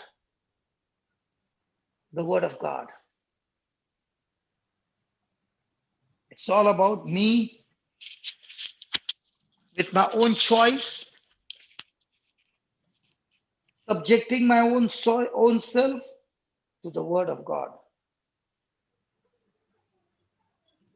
Thank God for Jesus, who took our place on the cross as a substitute, and he said, it is finished. And when he said it is finished, he said, child, from now on you are separated. You are no longer a prisoner. You are no longer a captive. You have been redeemed. You have been ransomed. I have purchased you with my blood, and it is finished. The transaction is over from my side, and you are set free. You are separated from the kingdom of darkness, from the world system. You have been sanctified, set apart, separated for a special purpose. Amen. Hallelujah. Thank you, Jesus. Hallelujah. Amen. Praise God. I said, you are separated. Amen. You are sanctified. You are consecrated for special purpose in the kingdom of heaven. Amen. Thank you, Jesus. You are an earthen vessel, but because of the anointing that has come upon you, you are no longer the old earthen vessel, broken and shattered, but you are the earthen vessel carrying the greatest treasure of heaven in this vessel, and that is the power of the gospel. Amen. And because you carry this treasure, wherever you go, and you spill this treasure into somebody's life on purpose, and the person who sucks the same treasure experiences the same authority, the same power of Christ, and they are delivered now from sickness, from disease, from every work of Satan that had bound them for years. Do you understand? You carry the greatest treasure of the universe inside of you. And this treasure is not meant only for you, but this treasure is meant to be shared day and night. Thank you, Jesus. Amen. And when you begin to share this treasure without any rationing, but sharing this treasure over and over and over and over again, the Lord is saying you will not have any lack. In fact, it will multiply inside of you. Yes. Amen. Amen. Praise God. Amen. I don't think so. All these days that we have been speaking, the treasure has got exhausted.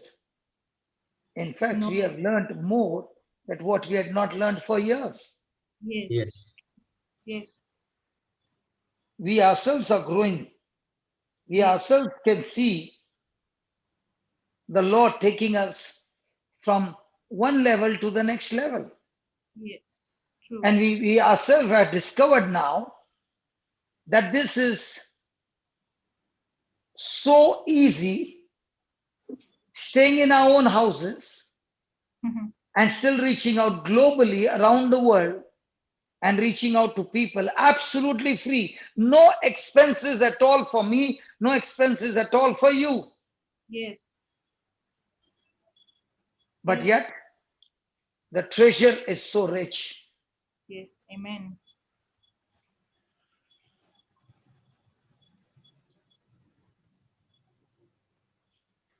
Give me John 17, verse number 14.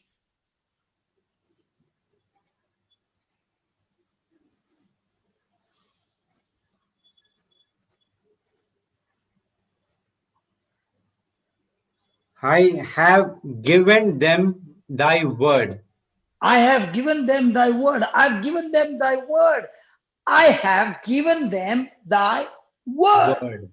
He did Amen. not say, I've given them thy blessing. Which one is Yes. greater, the word or the blessing? Word. And which one are we looking for? Blessing. Blessing. I've given them thy word.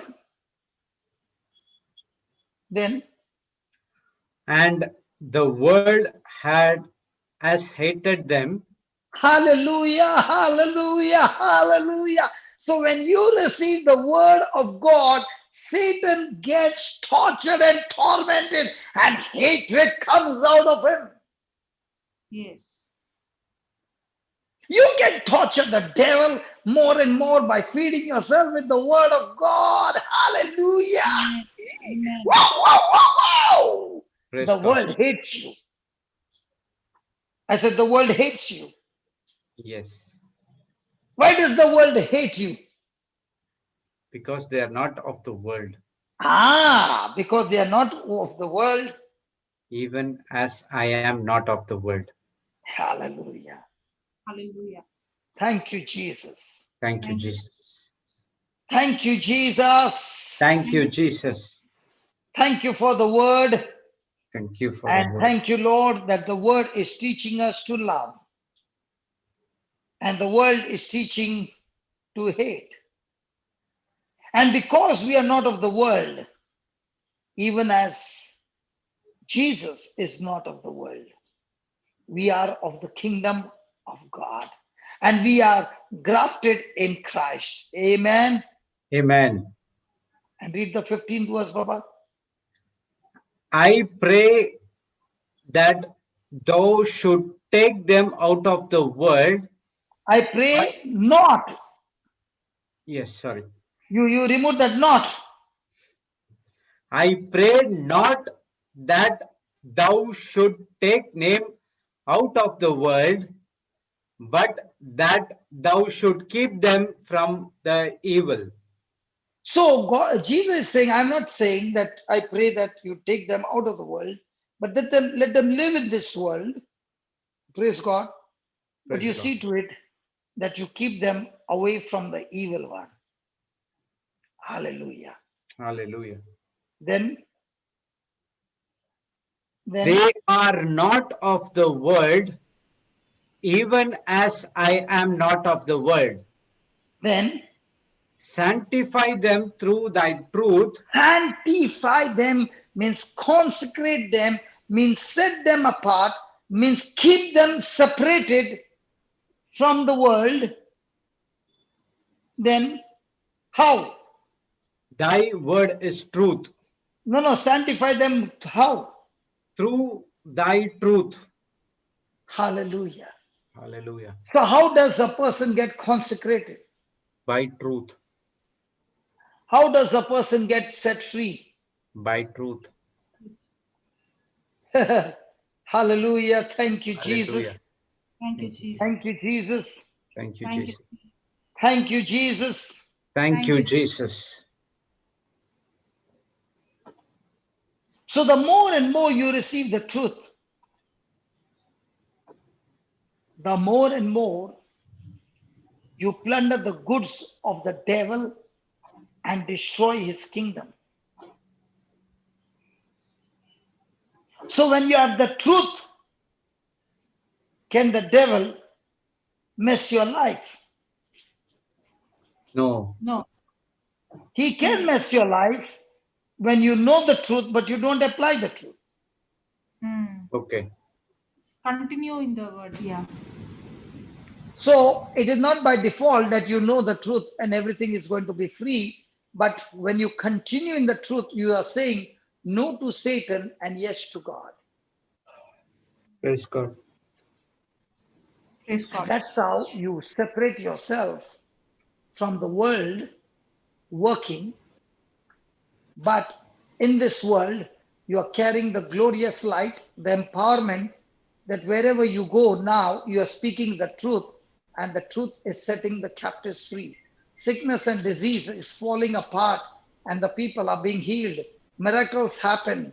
And that's why he said, these signs will follow them that believe the truth and apply the truth. They shall cast out demons. They shall lay hands on the sick, and the sick shall recover. Yes, Amen. even if they drink any deadly thing or they pick up serpents, it shall not hurt them. Occult witchcraft, black magic, and all those powers have no power over you. When you are standing on the truth, when you are having fellowship with the Lord, Amen. hallelujah. Hallelujah. Hallelujah. Thank you, Jesus. Thank you, Thank Jesus. Is it disturbing you when I'm walking around with the video on? I should put No. it No, off. No, Papa. I'm also enjoying walking and talking. we also enjoy the words coming. Yeah. Hallelujah. Hallelujah. Hallelujah. Read the next line. As thou hast sent me into the world, even so I have also sent them into the world. Wow. So did Jesus have a backing from his father? Yes. So do you also have a backing from Jesus Yes. and the Father? Yes. Spirit, Then, Holy Spirit. And for their sakes I sanctify myself, that they also might be sanctified through the truth. amen.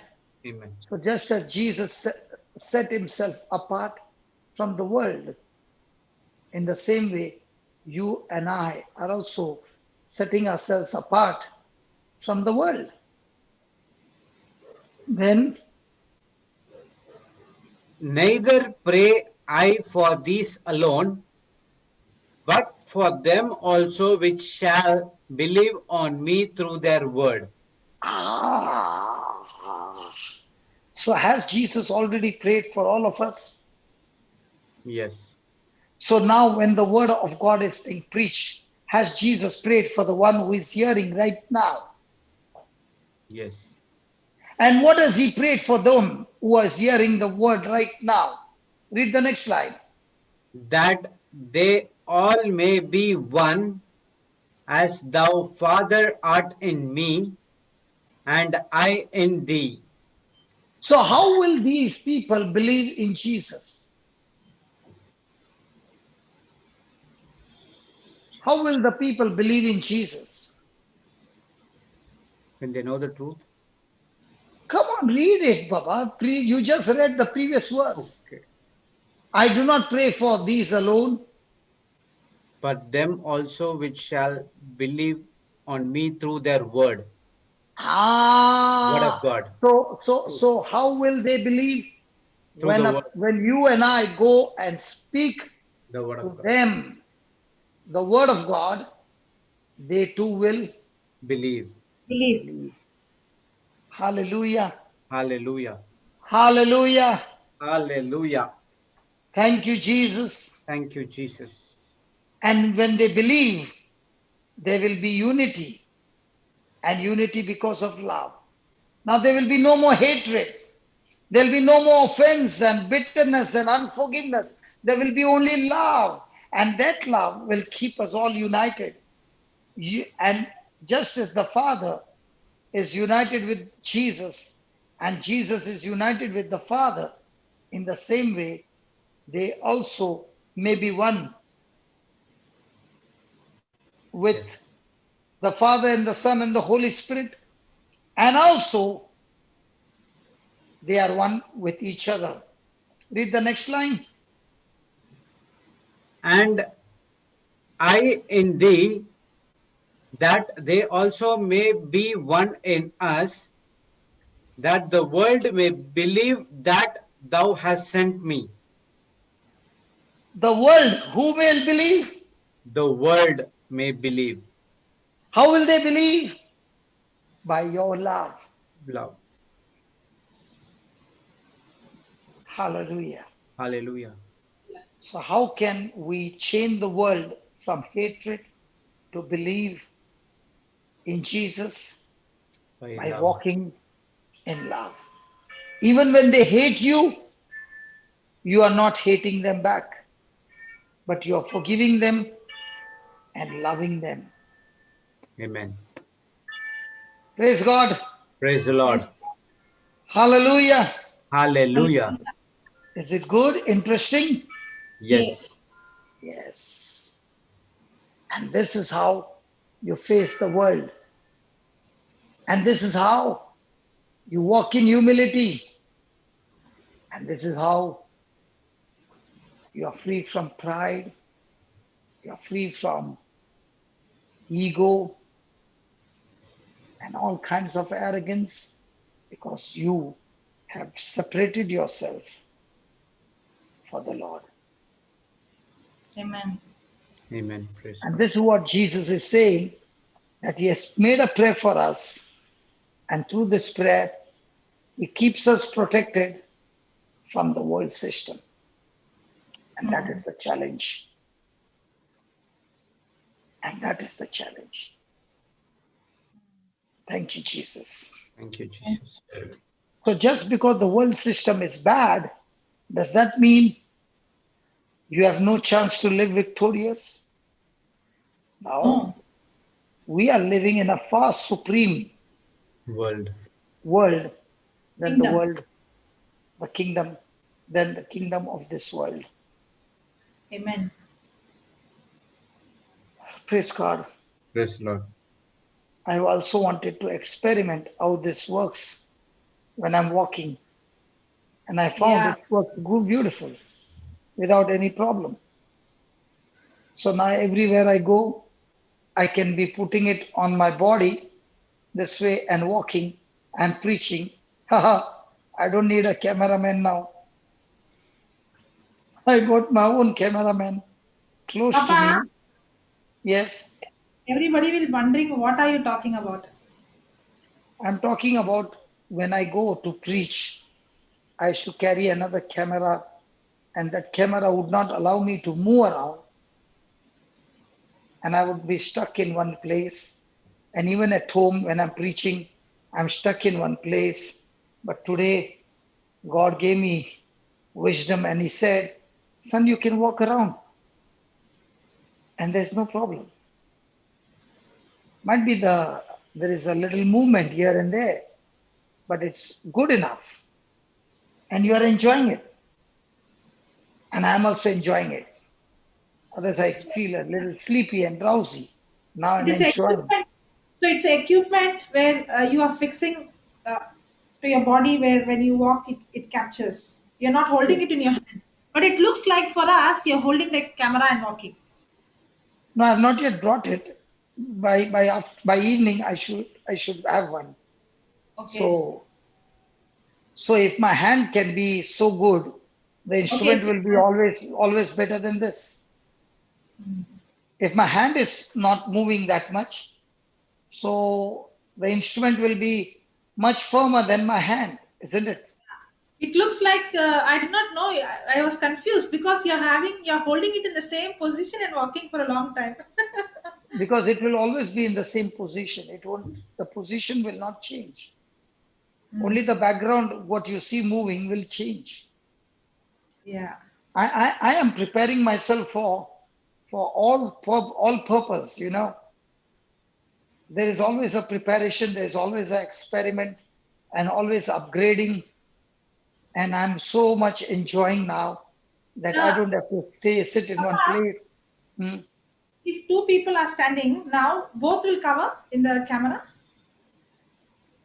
You If two speak. people are, If you're if speaking to brother, somebody who's there, you both will come in the camera. no, I don't think so. Hmm.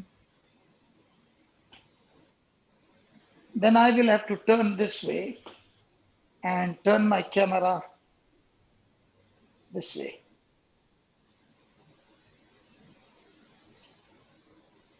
Okay. Now I can take that person who is talking. You also got to see the house.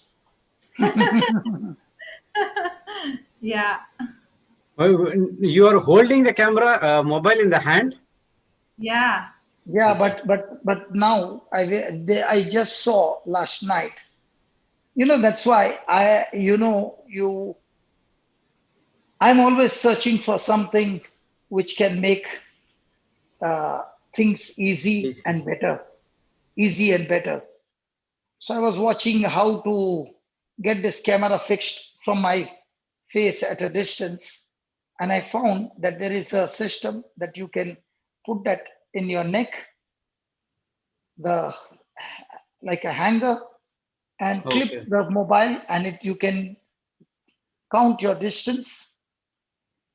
Please go, and based on the distance, the camera will work, and it will remain at that distance all the time. So you are preaching, you're looking at the crowd, and if there is a healing, then you turn it this side and just operate on the other side. Praise God. There. So now you got the whole crowd, correct? Yes. And then you also turn it back to you that you want to preach. So no need of cameraman, and good streaming, everything good, and praise God, the audio also is good. Praise God, Amen. Papa. The testimony clips will also come good. I'm looking at that. Yes, I know that, and I know it will come very good. I was because watching. because on Mevo, I had to do a lot of things. I have to fix it on the iPad. I have to preach on the iPad, and then I have to also do the editing and all that. Yeah, there is nothing, and the quality of the video is far superior. Praise God. Depends upon the And what mobile you have. And Yeah. it's a Chinese. Oh, I prefer a Chinese one. I'm not on a branded one. Okay. And what I'm saying is, when I'm taking a testimony, the testimony will be on a high profile because the selfie camera is on a lower side. The Yes, backside cameras are it will be higher. always on Pixel the will be higher. Yes. yes, yes, yes. So the testimony will be excellent, excellent. The expressions will come very well. Praise Yes. God, Papa. Praise God. Praise God. So also in the word of God, the written word of God is a camera of heaven. And when you keep looking at it and keep playing on it and keep meditating on it, the Lord begins to open to you different kinds of functions and different kinds of specifications which are hidden because the spiritual world is extremely, extremely vast. There's no limitation. And that's why we can see in our own life, when we started with the phone, it was like the old one, taka taka taka taka taka, taka taka taka taka taka, taka taka taka taka taka. And when the press button came, everybody wanted the press button, not the taka taka taka taka taka. And that time also the MTNL would keep us waiting for months together to get that one phone with a press button. You remember? Yes, yes. Oh, now MTNL is not to be seen. But what they invested crores and crores and crores of rupees is gone under the earth. The cables are still there, Mm. but they have become scrap because man has invented a different technology. And on that technology, it's wireless. So also in the word of God, you are inventing through the Holy Spirit new technologies in the word of God, new systems to get connected to heaven and destroy the work of the kingdom of darkness. And Amen. that, and that is why every day when you are studying the word, you are upgrading yourself with more sophisticated tools of heaven. Like today, I spoke about the royal priesthood and the holy nation. Okay. Yes.